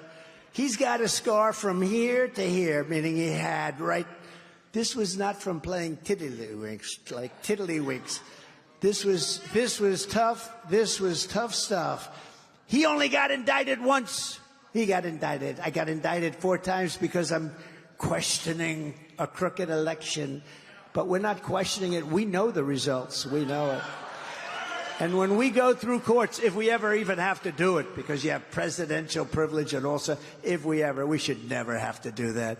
But if we do, we want to redo the election only from the standpoint we want that election. We want to look at it very carefully. We have so much information. There was so much corruption in that election. You take a look. It's incredible. Just the other day in Georgia, 3,600 votes that were duplicated so that you had double votes. Almost all of them were for Sleepy Joe Biden, right? Every single vote. You take a look what they do and what they play and what the Democrats have done for a long time, but it's a disaster. And we have to get in and we have to clean it up, and we want to go paper ballots. We want to go voter ID, same-day election. No more mail-in ballots. We don't want mail-in ballots. Never forget, our enemies want to take away my freedom because I will never let them take away. I'm never going to let it happen. Your freedom. They want to silence me because I will never let them silence you. And in the end, they're not after me. They're after you. I just happen to be standing in the way. That's true. You know, if I wouldn't be running for office, or if I was in 5th place or whatever. Oh, I felt badly, though. I just saw a poll come out in New Hampshire. Ron is in 5th place. Well, that's a hell of a laugh. That's a guy that's voting for Trump, I'll tell you. He is. He's my friend, actually. But that is one hell of a laugh you have. I've never heard that before. But no, he's in 5th place in New Hampshire, but I wish him luck. We wish him a lot of luck. We love disloyal people, don't we? This is far more than a campaign that we're doing. We have everyone involved. This is the greatest political movement in the history of our country, probably the greatest political movement in the history of the world. There's never been anything like that. You know, there was a man, Pat Buchanan, a good guy, conservative guy. And, you know, it's not that we're, you know Pat Buchanan, look at that, good guy. Wow, young people, they know him. He did well in New Hampshire. He came in, I believe, 2nd place to Bush. He came in 2nd place, and that gave him a massive career. I mean, it was an amazing life he had, and he's an older guy now, but that gave him like an amazing political career. He was a great pundit. Came in 2nd place in one state. We've won everything. We've won everything, including the presidency. We actually won the presidency twice, but we've won everything. And for the second time, I won every state. I won every single state in the primaries, and then went on to get many millions of votes more than we did the first. The totally corrupt New York Times said to me, somebody asked me a question, what went wrong the second time? I said, what went wrong? We got millions of more votes. You know what went wrong? The election was crooked. That's what went wrong. And who would have thought it would happen? I campaigned. I did like 7 rallies in one day. I did like 5 rallies. And these are big rallies. These are big. And this is just for our friends. We're going to start the rallies when it gets a little bit warmer. Because honestly, you have no place where you can even have them. Because we'll get 50, 60,000 people. And we know because those are front row shows. Am I right? But we're going to start them when the weather gets a little bit warmer. But now, in all fairness, that's not going to help you because you've got January coming up. So it's not going to help you guys, but we're going to have very big ones. But who would ever thought a thing like this would happen where you go out and you run and you think you're doing well and you're getting 50, 60, 70,000 people. We went to South Carolina recently, a couple of months ago. We had 83,000 people show up. We went to Texas. We had over 100,000 people. So you go home and you think you're going to sit down, watch television, and watch this great election. Now, that happened in 2016 because we got them unprepared. And they said, we'll never let this happen again. We're never going to let it happen again. Hillary Clinton said, why didn't they do that for me? And they actually tried. What happened is they had no idea the level of popularity that we had. That's what happened. They did try. They underestimated us. These are very dishonest, very crooked people. But with your help, we're going to keep fighting for Iowa families. Nobody's fought more for the farmer than I have. Nobody's fought harder for Iowa. Nobody. There's nobody. Together, we ended the NAFTA disaster, the single worst trade deal ever made in our country, and replaced it with the best trade deal ever made in our country, the USMCA. It's the best deal ever made. In fact, so good that Mexico and Canada want to renegotiate the deal right now. And I would tell our people in Washington, don't do it. Don't do it. We suffered with NAFTA for decades. It was such a horrible deal. Do you know they made typos in that deal? Nobody knows this. They made typos or numbers. The numbers were much bigger. They say they were typos. They didn't even change them. They just accepted them. For years and years, we paid much more because of typos that were made that nobody wanted to go back and correct. Legally, you're allowed to correct a typo, but nobody wanted to do it. Nobody wants to talk about that. The worst deal we ever had, NAFTA, probably the best deal we made was the deal I made with China, but I don't talk about it because of COVID. But we made a deal with China. They're going to buy $50 billion worth of our product, and they agreed to 15, and I heard 15. I said, what's the number? 15. I thought they said 50. It's true. Is that true? I said, how much are we doing here? They said 15. So I thought they said 50. So during the course of the negotiation, I said, are you close to getting that $50 billion number. And they said, no, it's 15. I said, no, it's not. You told me 50. They said, no, we told you 50. I said, no, you told me 50. Here's the story. Just go and tell them 50. So they told them 50, and they agreed to it. Do you believe it? That's when I told you in Iowa, stay with me. Because, you know, we went through a little period during that negotiation, right? It was a little nasty out there with China. You know, China's a seriously good negotiator. They're tough and smart. And they have tremendous, it's amazing. Their energy is tremendous. They want to make these deals where they destroy you. But I said, just hang in. And the farmers did. And I had about 30 farmers in the White House. It was incredible. And I said to them, many groups, manufacturers, but this case was farmers. I said to them, you know, I'm going to get you so much subsidy from other countries, and you're going to have subsidy. You're going to have everything that you always wanted. And I was interrupted almost simultaneously by 5 farmers. Sir, we don't want subsidy. We just want a level playing field. That's all we have.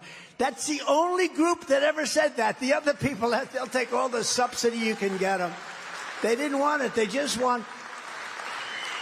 These guys were amazing. This was in the middle of this problem we had with China. I had to turn it off with China. But they said, we don't want subsidy, sir. We want a level playing field because nobody can beat us with a level playing field. I got them much more than a level playing field. And, you know, you had one of the greatest deals ever made. China, $50 billion. Remember I used to say, don't worry, it's going to work out good. I knew where we were going exactly, but it took a little time. You had to be a little bit tough, to put it mildly. They're tough. I said, don't worry, go out and buy larger land, get more land, and get bigger tractors. You remember? I said, go out just right now. You can bank on it. Go out and get more land and bigger tractors. And I turned out to be right. And I'll tell you what, the Biden administration is running on our fumes. That's all they're running on. They don't have anything. They're doing everything wrong. They're running on our fumes. I then got the $28 billion straight out of the tariffs that I took from China. I took hundreds of billions of dollars in from China. No other president got 10 cents from China. You can look all the way back. No president got 10 cents. They said, we're a developing nation. Brilliant people, brilliant negotiators. No, we are a developing nation. Well, we're a developing nation, too. Look at our cities. They're falling apart, our Democrat-run cities. We're a developing nation, too. But I got hundreds of billions of dollars in taxes and tariffs from China, and it brought them to the table. And because of that, I was able to get the farmers $28 billion. That's why, you know, I get a lot of heat sometimes. Some of my people, and they're great, they're good people, they mean well. They say, sir, please don't take it for granted that you're going to win Iowa. I said, what do you mean? I got the farmers $28 billion. Of course I'm going to win Iowa. Remember, I came in last time. They said, sir, you sound very conceited. You're saying you're going to win. I said, how the hell can they vote against me? I got them $28 billion. They're going to vote. Do you think Joe Biden's going to get you $28 billion? Any extra money that he gets comes to him and his family. It doesn't come to Iowa. That's been proven, hasn't it? You see, they just found him $5 billion went to him. Remember during the debate, I said to Joe Biden, I said, how come the mayor of Moscow's wife paid you $3.5 million? And Chris Wallace, how's he doing, by the way? Chris Wallace was the moderator. You shouldn't be allowed to ask that question. I said, well, it's true. The mayor of Moscow's wife paid this family $3.5 million. Why did they get it? What did they do that was worth $3.5 million? They weren't able to explain it. Now it's turned out to be a big case. I was right. Chris Wallace, it was like fighting 2 people. Of course, it was really like fighting 1 person. Because that was a beauty. But now it's turned out to be a very big, really big subject. He got $3.5 million from Moscow, and nobody knows why, and they can't justify it. What did you do for the $3.5? At least say you did something. There's nothing. They didn't do anything. You know what they did.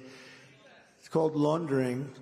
Just as I promised, I also fought for Iowa ethanol, issuing a historic rule declaring the E15 would be made available all year round, and also letting them use existing pumps. It doesn't sound like much, not very glamorous for a speech, show that you're allowed to use, but that was millions, tens of millions of dollars. They had great pumps, actually better than the new ones. and they wanted to know if they could use them, and they weren't allowed to use them under the legislation, and I gave them the right to use the existing pumps. They were actually just as good or better, and they saved hundreds of millions of dollars. But I was able to do that for the farmers and for the state. Ron DeSantis is a opponent, really a raging opponent of ethanol. He's against ethanol. He fights it. He was fighting it all the time. Now all of a sudden he's saying, no, I'm actually for it. Oh, it's this politician. They're against it when they need it. But you know what? They always go back to their original thought. But I was your ethanol champion for 4 years in the White House. There was nobody could have kept it like I kept it, including getting it from 8 months to 12 months. They could never justify that. I said, why are they only allowed to use it for 8 months? They told me something about heat. I said, do me a favor. It's fine. We're going to do it for 12. But we did a good job for ethanol. Together we achieved the most secure border in U.S. history. We built 561 miles of border wall, despite the fact we had to fight the rhinos and the Democrats. You know where I took the money? From the military. I got $700 billion from the military. I said, excuse me, we're taking 10 and we're building the wall, because you couldn't get them from the rhinos, Mitch McConnell and these guys. You couldn't get it. He was not good, not good. You couldn't get it from him, and Paul Ryan was like this a real jerk, a real fool, like a stupid fool. But these guys, they wouldn't give it to you. They wouldn't give it. And now they end up giving trillions of dollars to this character, Biden. And he goes around saying, we'll build a bridge, we'll build whatever you want, trying to buy votes. But it's not working because they are down the tubes. What it is doing is causing tremendous inflation. That's what that does. And that's what's happening in our country. And that's what's killing so many families. I also got Mexico to give us 28,000 soldiers. And, free of charge, I said to the president of Mexico, we have to get you to give us soldiers to guard our border while I'm building the border wall, because we're building this great wall. It's exactly the wall that Border Patrol. I didn't actually like it. I wanted to have concrete plank, like parking garage plank, going up in the air 40 feet, 50 feet up in the air, perfect. But the Border Patrol didn't want, they had to have steel on the outside. They wanted concrete, and then they wanted rebar. They wanted different materials. And they wanted to be able to see through. You had to be able to see through. So I built it as they wanted it, everything they wanted. It was actually more expensive doing it that way than my way. And it was amazing how successful it was. And, for those people that like to say, oh, but he didn't get Mexico to pay for it. Not the whole thing. There was no mechanism. So what I did do is I got 28,000 soldiers from Mexico, and that's much more expensive than having them pay for a piece of the wall. And it was very interesting because they said, we will not pay for that. How could you ask us for a thing like that? I said, no, you're going to pay for it. You have to pay for it. No, we're not going to do it. The president, who I have a lot of respect for, I really like him, even though he's a socialist, that's okay. Can't have everything, as I say. Can't have everything. But he's a great guy, the president of Mexico. And I said, no, you got to pay for it. So they sent their top negotiator to see me in Washington. And I had the people from the State Department. A woman from the State Department who only handles Mexico said, sir, they're not going to pay for this. And they're not going to pay for a thing called Remain in Mexico. That was me. Remain in Mexico was a Trump deal. They were all Trump deals, everything. We had 10 things.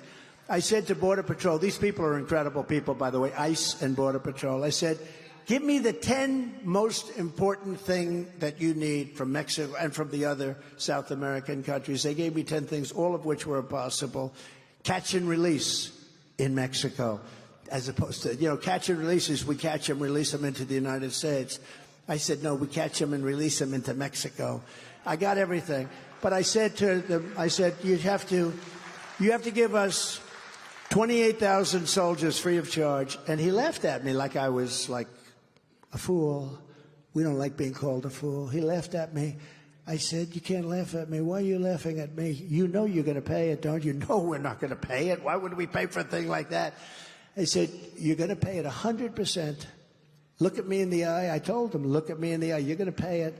No, we're not. I said, yes, you are. Here's what we're going to do. It's Friday now. On Monday morning at 7 o'clock in the morning, every car and every product that Mexico makes coming into the United States will have a 25% tariff on it, which is far more money than you're talking about for the soldiers, who you're paying anyway. So you're going to either do it or that. Sir, I'd like to make a phone call. Please come back quickly. He came back within 5 minutes. Sure, it would be our great honor to give you 28,000 soldiers, to have a policy of remain in Mexico, to have catch and release in Mexico, and 7 other things that were, frankly, in many cases worse. And we had the safest border in our history, and it wasn't really that tough. I appointed nearly 300 federal judges and 3 great Supreme Court justices. That was a big deal. I kept my promise, recognized Israel's eternal capital, and opened the American embassy in Jerusalem. Nobody thought that was possible, right? I also recognized Israeli sovereignty over the Golan Heights. So horrible what's happening in the last 6 weeks. Think of it. You go back 3 months, 4 months, but go back 3 years. This is an impossible. This would have never happened. What happened, the attack on Israel would have never happened. Iran was broke under the Trump administration. They were broke because I wouldn't allow any country to buy oil. China, I wouldn't allow them. I said to President Xi, if you buy oil, you're not going to do business in the United States, and I'm going to tariff you at 100%. He said, like you said, we're not doing any business with Iran. Same thing with many countries, France, every country. I said any country, India was a big one. They were a big buyer. Any country that does business with Iran is not going to do any business with the United States. And any goods that you do send in, we're going to tariff you at 100%. So they did virtually no sales of oil, and they were broke. They were broke, and they had no money for Hamas, and they had no money for Hezbollah. They had no money for any of these many terrorist organizations. Now they're very rich because Biden lifted all of that stuff off. We would have had a deal. If the election weren't rigged, we would have had a deal with Iran within the first week I was back in office. They were ready to make a deal. They were broke. And a Democrat politician last week said on, I think, Deface the Nation, a show called Deface, ladies and gentlemen, Donald Trump on Deface the Nation. You know, it's sometimes referred to as Face the Nation. I like Deface the Nation better. But it was on that. Another one was on Meet the Press. I call that one Meet the Fake Press. But they said, well, I will admit one thing. Under President Trump, Iran was broke. Because Iran is the problem, because they have all the money. So not only did we give them $6 billion for 5 people, hostages, or whatever you want to call them, that shouldn't have been there, by the way. They shouldn't have been there. But we gave them $6 billion. Think of that. And then we gave them $10 billion for electricity going to Iraq. I don't know if you know about that, but they sold electricity to Iraq, and we gave them 10. So we gave them 16. And everyone says, oh, that's so much. And that's peanuts. We gave them $250 billion in the selling of oil. They're selling millions and millions of barrels of oil to China, to India, to all these countries that weren't buying under the Trump administration, took off all of the sanctions and all of the verbal thrashings that I'd give these people. I said, if you want to do that, you're not going to do any more business in the United States where they make a lot of money. So we had it done. It was a done deal. And then we had the bad results with the election. Horrible, horrible results. What a different country when you think about it. I'm just saying up here, talking to you, just like I've got 3 people in the room. You know, what a terrible thing has happened to our country over an election. Over an election. Think of our country would have been. We would have had no inflation. We wouldn't have had the surrender in Afghanistan, which was probably the worst and most embarrassing day in the history of this country that the fake news doesn't talk about. They never talk about it anymore because they're really bad. They're fake. It's not what they say, it's what they don't say, because what they don't tell you is far worse than what they tell you. But we would have had a much different country. We would have continued to have the greatest economy ever. But we're going to bring it back. I withdrew from the disastrous Iran nuclear deal. That was one of the biggest things I did for Israel, but nothing happened with it because they didn't, when they withdrew, you're supposed to make a deal. They were broke. They withdrew. You were supposed to make a deal. And with the historic Abraham Accords, I even made peace in the Middle East. We're going to have peace in the Middle East. So for 4 straight years, I kept America safe. I kept Israel safe. I kept Ukraine safe. None of this stuff would have happened. And I kept the entire world safe. And we will again as the 47th President of the United States. We'll do it again. Thank you. I'm the only candidate who can make this promise, and this is one of the biggest promises because our country's never been in a situation like this. We have a man that has no clue negotiating with nuclear weapons. I will prevent World War III. I will prevent it. On my first day back in the White House, I will terminate every open borders policy of the Biden administration, stop the invasion on our southern border, and begin the largest domestic deportation operation in American history. Right?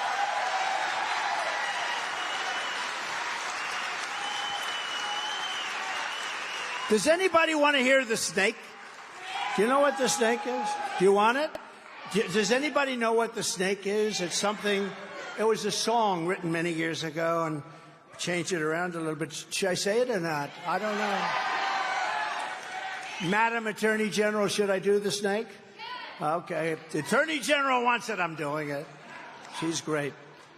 So this is really a metaphor. This is a situation that's happening on our border and elsewhere, where we're allowing people to come into our country that are very dangerous.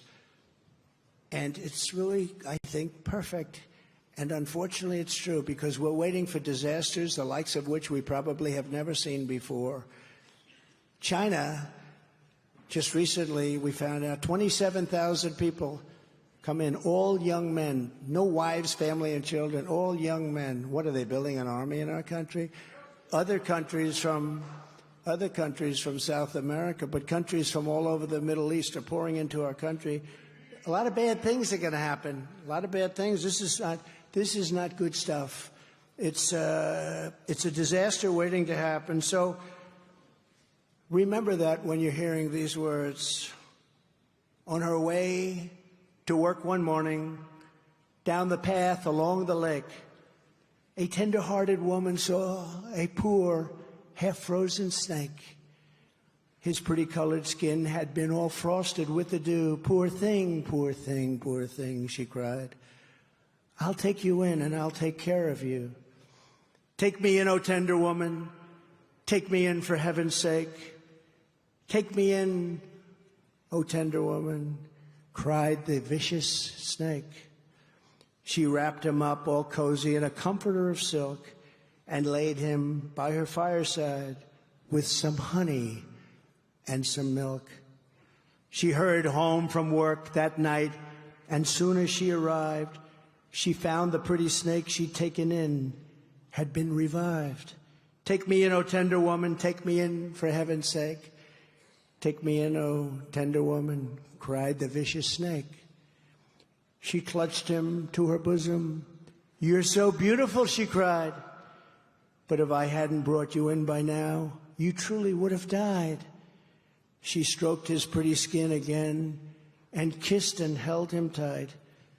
But instead of saying, thank you, ma'am, the snake gave her a vicious bite. Take me in, O tender woman, take me in for heaven's sake. Take me in, O tender woman, sighed the vicious snake. I saved you, cried the woman, and you've bitten me, but why? You know your bite is poisonous, and now I'm going to die. Shut up, silly woman, said the reptile with a grin. You knew damn well I was a snake before you took me in. Now that is exactly what's happening to our country. Okay? Exactly. Right? Exactly. Right? Gonna be bad. Gonna be bad. We're gonna do a big deportation. We're gonna get those bad ones out. Remember, mental institutions, prisons, and terrorists are pouring into our country. We're right now the largest caravan. That was my term, I think. I have a lot of terms, a lot of good terms. But caravan was my term. The largest caravan anyone's ever seen is right now coming up through Mexico. Thousands and thousands of people going to pour right into a country. We have no idea who they are. Bad things are going to happen, very bad. I will immediately restore and expand the Trump travel ban on entry from terror-plagued countries, and I will implement strong ideological screening on all immigrants. We have no choice. If you hate America, if you want to abolish Israel, if you sympathize with jihadists, then we don't want you in our country, and you're not going to come into our country. We will restore law and order to our communities, and we will respect our police again. And I will direct a completely overhauled DOJ to investigate every Marxist prosecutor in America for their illegal, racist in reverse enforcement of the law.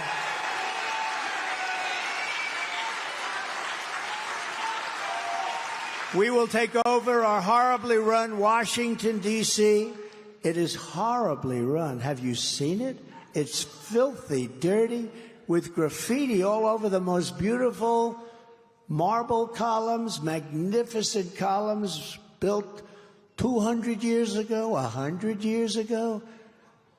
They're loaded with graffiti at levels you've never seen. The roads are disgusting. They're like driving over garbage. And we're going to clean it up, renovate it, and rebuild our capital so that it's no longer a nightmare of murder and crime. Last week, 3 people were killed. Every week, people are killed. Every night, people are hurt badly. They go to Washington. They're proud of their country. They come out. They're frightened to go outside. They can't go outside. You can't. If you go outside, you're making a big mistake. This is our capital. It's never been like that. You know, when I left, it was different. It was much different. But years ago, it was really amazing. Now what they're doing, you know, I wouldn't allow anybody to put their tent up on our lawns, our beautiful parks. Now the parks are loaded up with tents, and they're loaded up with homeless. We have to help the homeless, but we can't destroy our capital. We're going to rebuild our capital. We're going to make it so beautiful. It's going to be the most beautiful capital in the world. And unlike Ron DeSantis, I will protect Social Security and Medicare for our great seniors. They deserve it. Why are we doing this? There's so many ways we can make money. Drill. Much more money than we're talking about. We drill. Got more liquid gold than anybody in the world. We're also going to fight to give much better health care than what you have right now. This is a newer subject, but Obamacare is a disaster. And I said, we're going to do something about it. I saved Obamacare when we got John McCain's negative vote. You know, he voted against it after campaigning for many, many years. He said, thumbs down. It was an amazing night. But we're going to fix it because it's a catastrophe for family budgets. Even Elizabeth Pocahontas Warren, have you ever heard of her? No, she's Pocahontas because of her great Indian heritage. She even said that it needs to be fixed. Pocahontas said it has to be fixed, so we're going to fix it. We're in open enrollment. You know, we have an open enrollment season right now on Obamacare, and everybody's seeing how staggeringly and brutally expensive their plans have become, right? They're like crazy what's going on with the plans, the way they're up. They're not affordable. Under this complete and total Democrat-created disaster, a family of 4 is paying over $1,500 a month for health care plans with a $10,000 deductible. $10,000, you know, you're going to be hit by a truck. That's a big deal. $10,000 deductible. So you get nothing, basically. You're paying into something, you get nothing. A 60-year-old couple is paying $2,000 a month with that big deductible. We're going to make it much less expensive for people. We're going to make it much better care. And we're going to give far more options to American patients. And we're not looking to save. We're looking to help people. You know, they said, oh, I'm going to attack Obamacare. I'm not attacking it. When we had Obamacare, I fixed it and made it work. But I also made the statement, it will never be any good. It will never be any good. And it is no good. We're going to give you great health care. That's what we're going to give you. On day one, I will sign a new executive order to cut federal funding for any school pushing critical race theory, transgender insanity, and other inappropriate racial, sexual, or political content on our children. And I will not give one penny to any school that has a vaccine mandate or a mask mandate. And this is one I can't even believe I have to say. I will keep men out of women's sports. Do you believe it? Yeah. I will fully uphold the Second Amendment, and I have done that. I will protect innocent life. We will restore free speech. We do not have free speech. And I will secure our elections. Our goal will be, as I said before, one-day voting with paper ballots and voter ID. It's very simple. And by the way, do you know how much money you save on the machines? You'll be spending 1/10 or less to get better elections, safer elections. But until then, Republicans must win so I can get that job done. If you want to save America from crooked Joe Biden, then get every patriot you know. Make sure they're registered Republicans. You can get them out to vote their local precinct caucus at 7 p.m. So it's 7 p.m. on Monday, January 15th, Martin Luther King Day, and get out there and do a job. Do a job. You know, if we can get the big numbers, there's nothing they can do. They cheat, and they're always going to cheat. We're going to try and keep it down to a minimum. They cheat like hell. That's all they know how to do. That's the only thing they do well. Their policies are, who the hell wants open borders, high taxes, high interest rates, can't buy a home, bad education? There's not a thing they do that's, how can you win elections like that? You know how? By cheating. That's what they have to do. And they cheat, and they don't care, and they don't care how many times you vote. Vote as many times as you can. Where Republicans say, sir, I'm an American citizen. I can only vote once. You know, that's the way it is, and there's something nice about that. But what they do in elections should never, ever have happened. We are asking you to commit to caucus for us and bring as many people as you can to caucus for the campaign. Sign up at ia.donaldjtrump.com. So in conclusion, together we're taking on some of the most menacing forces and vicious opponents our people have ever seen. No matter how hateful and corrupt the communists and criminals we're fighting against may be, you must never forget that our nation does not belong to them. This nation belongs to you, front row Joes. This is your home. This is your heritage. And our American liberty is your God-given right. And we love that you're here. You know, we're going to go out after this is over. You have plenty of time, and we're going to see a game against a place called Michigan. You're going to be watching that? So good luck. That'll be good. But in the meantime, as important as that is, this is more important because we're going to save our country. We're going to save our country. This is our last chance. We stand on the shoulders of American heroes who crossed the oceans and blazed the trails, settled the continent, tamed the wilderness, laid down the railroads, dug out the great Panama Canal, raised up the skyscrapers, won 2 world wars, defeated fascism and communism, and launched our brave American astronauts to plant the stars and stripes on the face of the moon. What we've done is so incredible. And now we have a horrible situation going on, an embarrassment. Our country's become an embarrassment. Together, they made America into the single greatest nation in the history of the world. History of the world. Think of that. Think of that.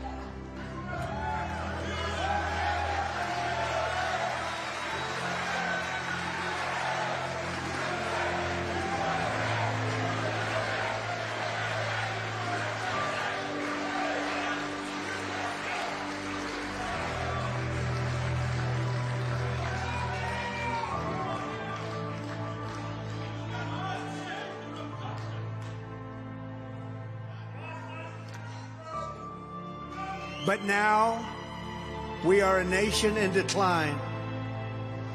We are a failing nation. We are a nation that has the highest inflation in 50 years, where banks are collapsing and interest rates are skyrocketing. Likewise, we are a nation where energy costs have reached the highest in history. We are no longer energy independent or energy dominant as we were just 3 short years ago. We are a nation that is begging Venezuela and many others for oil. Please, please, please, Joe Biden says, please help us, please, please. And yet we have more liquid gold under our feet than any other country anywhere in the world. We are a nation that just recently heard that Saudi Arabia and Russia will be reducing their output of oil and substantially increasing the price, and met that threat by announcing that we will no longer be drilling for oil in large areas of Alaska and other parts of our country. We are a nation that is consumed by the radical left's Green New Deal, yet everyone knows that the Green New Deal is fake and will lead to our destruction. We are a nation whose leaders are demanding all electric cars, despite the fact that they can't go far, cost too much, and whose batteries are produced in China with materials only available in China, when an unlimited amount of gasoline is available inexpensively in the United States, but it is not available in China. And now we are a nation that wants to make our revered army tanks, they are revered, they're the best in the world. They want to make them all electric so that despite the fact that they are also not able to go far, fewer pollutants will be released into the air as we blast our way through the enemy territory. And they also want to make our jet fighters with a green energy stamp, losing 15% efficiency, but allowing us to keep our enemy's atmosphere clean of pollutants while we viciously and unceremoniously attack them at levels no one's ever seen before. We are a nation that ended oil exploration and production in the United States just as the price of oil reached an all-time high. What other country would do such a foolish and self-destructive thing? We are a nation that surrendered in Afghanistan, leaving behind dead soldiers, American citizens, and $85 billion worth of the finest military equipment in the world, and also leaving behind Bagram, one of the biggest military bases in the world, and only 1 hour away from where China makes its nuclear weapons. Why, oh why, oh why? And we are a nation that allowed Russia to devastate Ukraine, killing hundreds of thousands of people, and it will only get worse. It would never have happened with me as your president, and for 4 straight years it didn't happen. Likewise, the recent attack on Israel would never have happened. They wouldn't even have thought of doing what they did. Iran was broke under the Trump administration. They didn't have the money to fund Hamas and Hezbollah. They didn't have the money to fund themselves. They were going to make a deal, and it was going to be a great deal for us, and it was going to keep the world safe. But those sanctions were lifted, and now Iran is a rich country with $200 billion and another $6 billion for hostages and $10 billion for electricity from Iraq. All compliments of the Biden administration. And China, with Taiwan, is next. We are a nation that allows the radical left to violently attack our cities, leaving behind massive destruction and death, and nothing happens to them. There is no punishment. But when people who love our country protest in Washington, they become hostages, unfairly imprisoned for long portions of their life. We are a nation that has weaponized its law enforcement against the opposing political party like never before seen.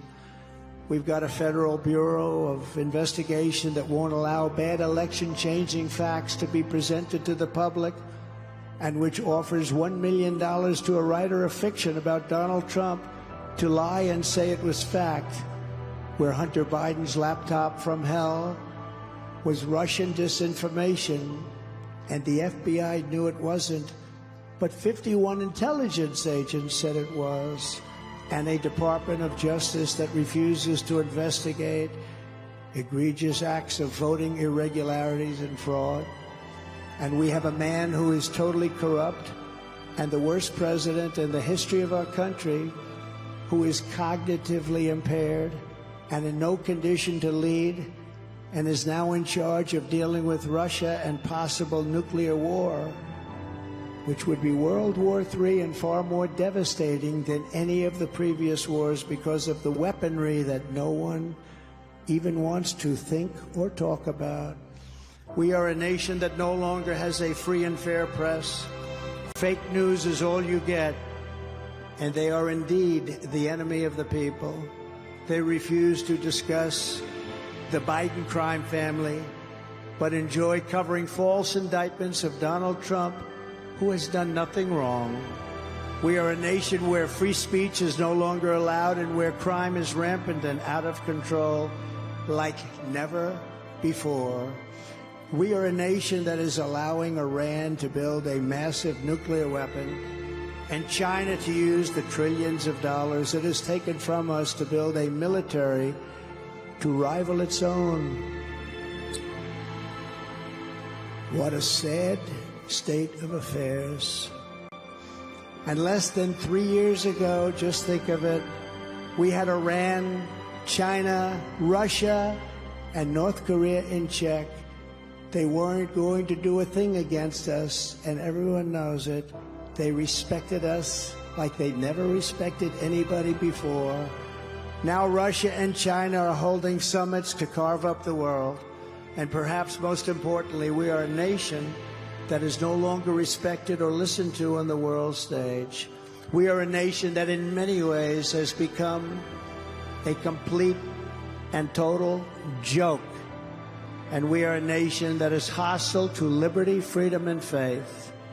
We are a nation whose economy is collapsing into a cesspool of ruin, whose supply chain is broken, whose stores are not stocked, whose deliveries are not coming, and whose educational system is ranked at the bottom of every single list. We are a nation where large packs of sadistic criminals and thieves are allowed to go into stores and openly rob them, beat up and kill their workers and customers, and leave with armloads of goods but no retribution, where the authority of our great police has been taken from us, taken from our country, where their families and pensions have been threatened and their lives would be destroyed for the mere mention of the words law enforcement. We are a nation where fentanyl and all other forms of illegal drugs are easier to get than formula for our beautiful little babies, and a nation whose once revered airports are a dirty, crowded mess. Yet you sit and wait for hours and then are notified that the planes won't leave. They just won't leave. And they have no idea when they will. They have no idea. Where ticket prices have tripled, they don't have the pilots to fly the planes, they don't have qualified air traffic controllers, and they just don't know what they're doing. We are a nation that has lost its confidence, willpower, and strength. We are a nation that has lost its way, but we are not going to allow this horror to continue. 3 years ago, we were a great nation, and we will soon be a great nation again.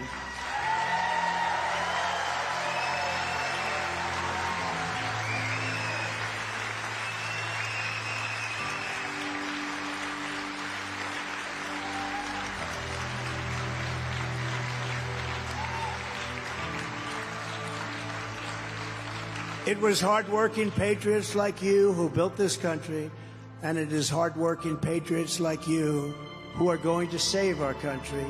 We will fight for America like no one has ever fought before. With you at my side, we will demolish the deep state. We will drive out the globalists. We will cast out the communists. We will throw off the sick political caste. And we will rout the fake news media. We will drain the swamp.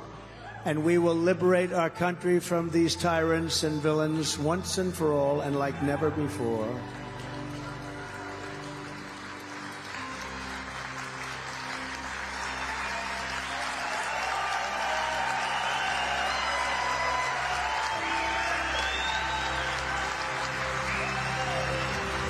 Like those patriots before us, we will not bend, we will not break, we will not yield, we will never give in, we will never give up, and we will never, ever back down.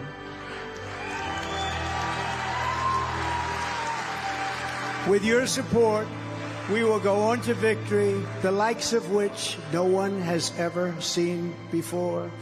We will evict crooked Joe Biden from the White House, and we will take back our country on Election Day 2024.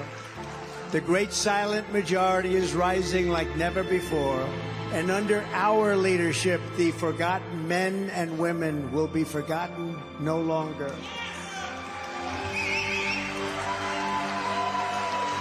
We are one movement, one people, one family, and one glorious nation under God. And together we will make America powerful again. We will make America wealthy again.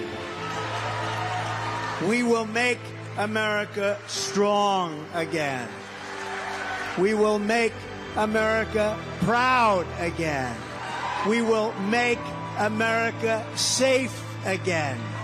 And we will make America great again. Thank you very much, Iowa. God bless you. God bless you, Iowa. Thank you. God bless you all.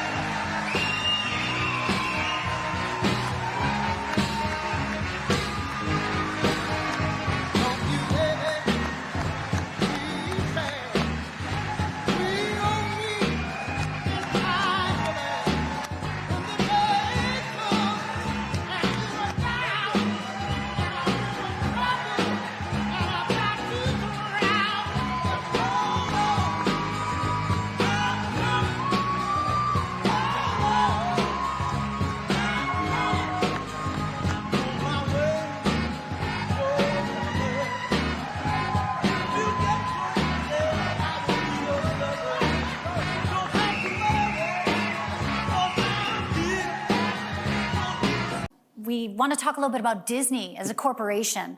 Obviously, its wokeness has become sort of a cornerstone centerpiece for the culture wars discussion that's happening all across our country now. But it's more than just in the court of public opinion. As you know very well, it's in an actual court. And next month, a federal judge will be hearing a dismissal you're seeking against Disney in the litigation. Disney's come out and said, well, we're also a big employer in the state of Florida as well. So tell us how you reconcile this, going after Disney, but also knowing that there are people in Florida, your constituents, who do depend on them for their money, their livelihood. Well, first of all, Disney came after us.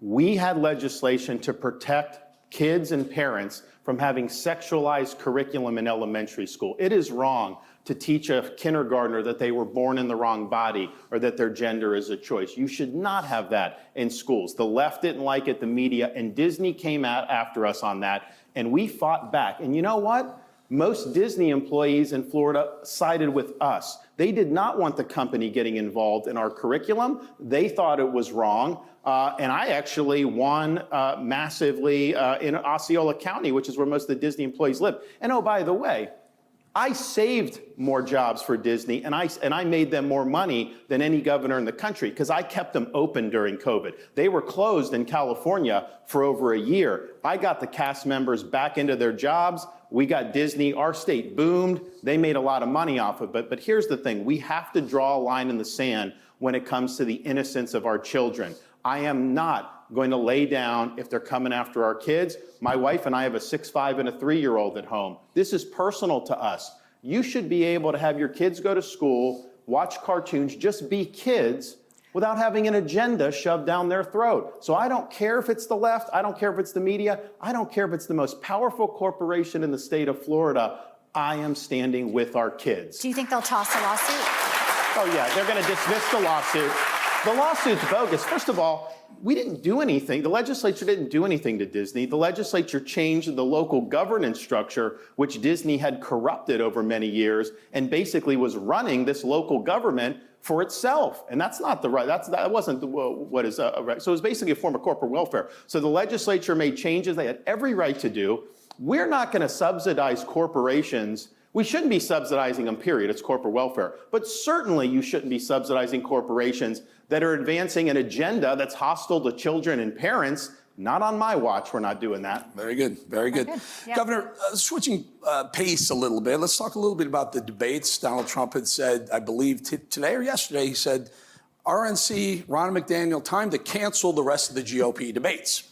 You've been very, very popular on these debates. Talk to us about the RNC canceling the debates and Trump's refusal to show up at the debate. Should he show up and why? Well, we need to have debates. Whether the RNC should be the ones that are controlling that, I don't know that that's necessarily the right way. That's how it's gone.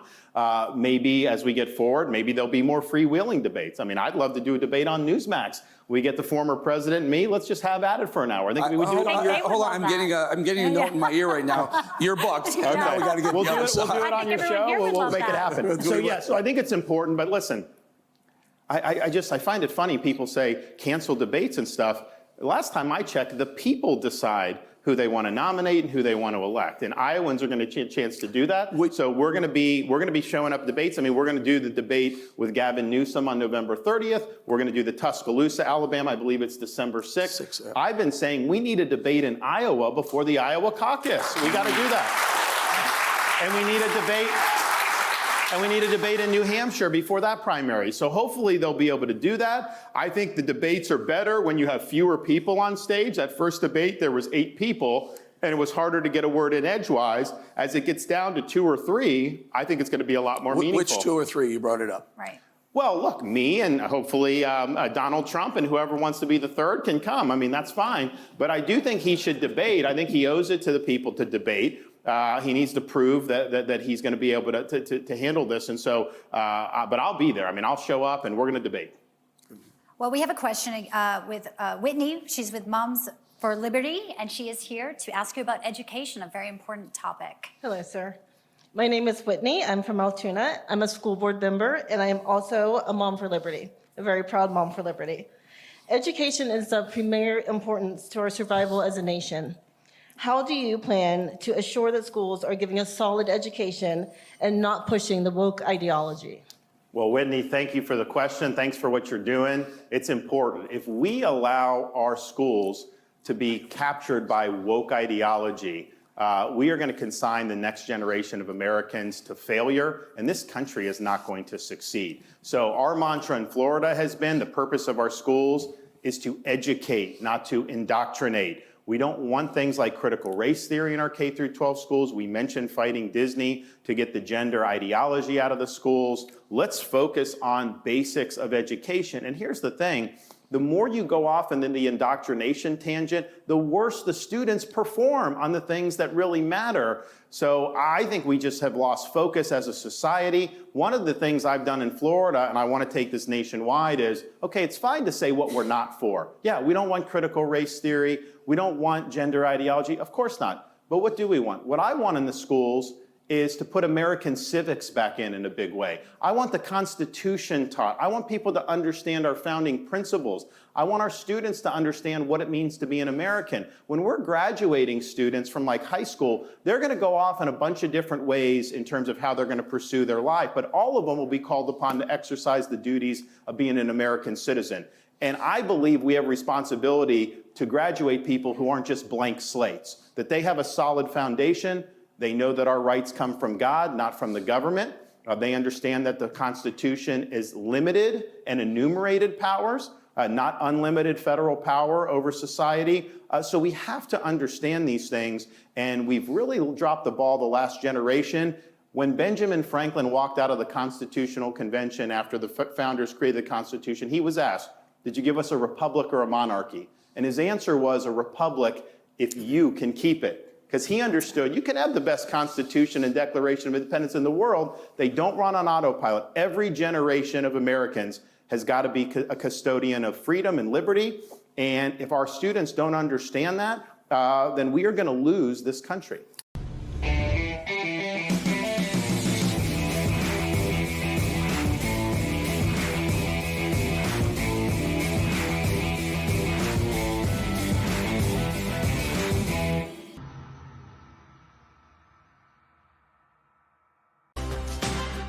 All right, welcome back, folks. Legendary businessman Bernie Marcus writes for Real Clear Politics, and I quote, "High stakes and a simple choice.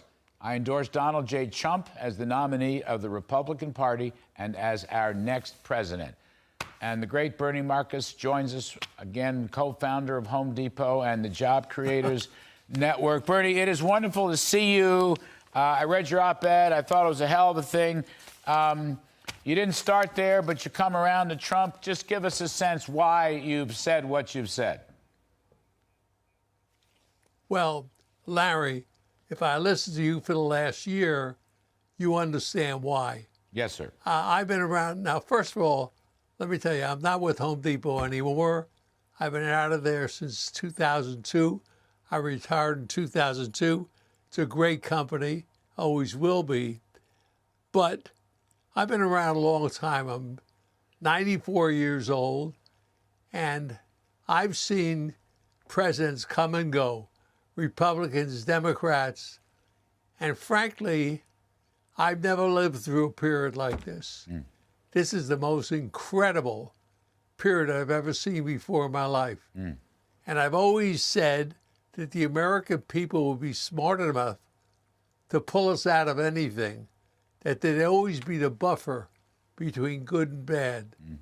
And first of all, let me explain to you that I'm a Republican, but I'm an American first.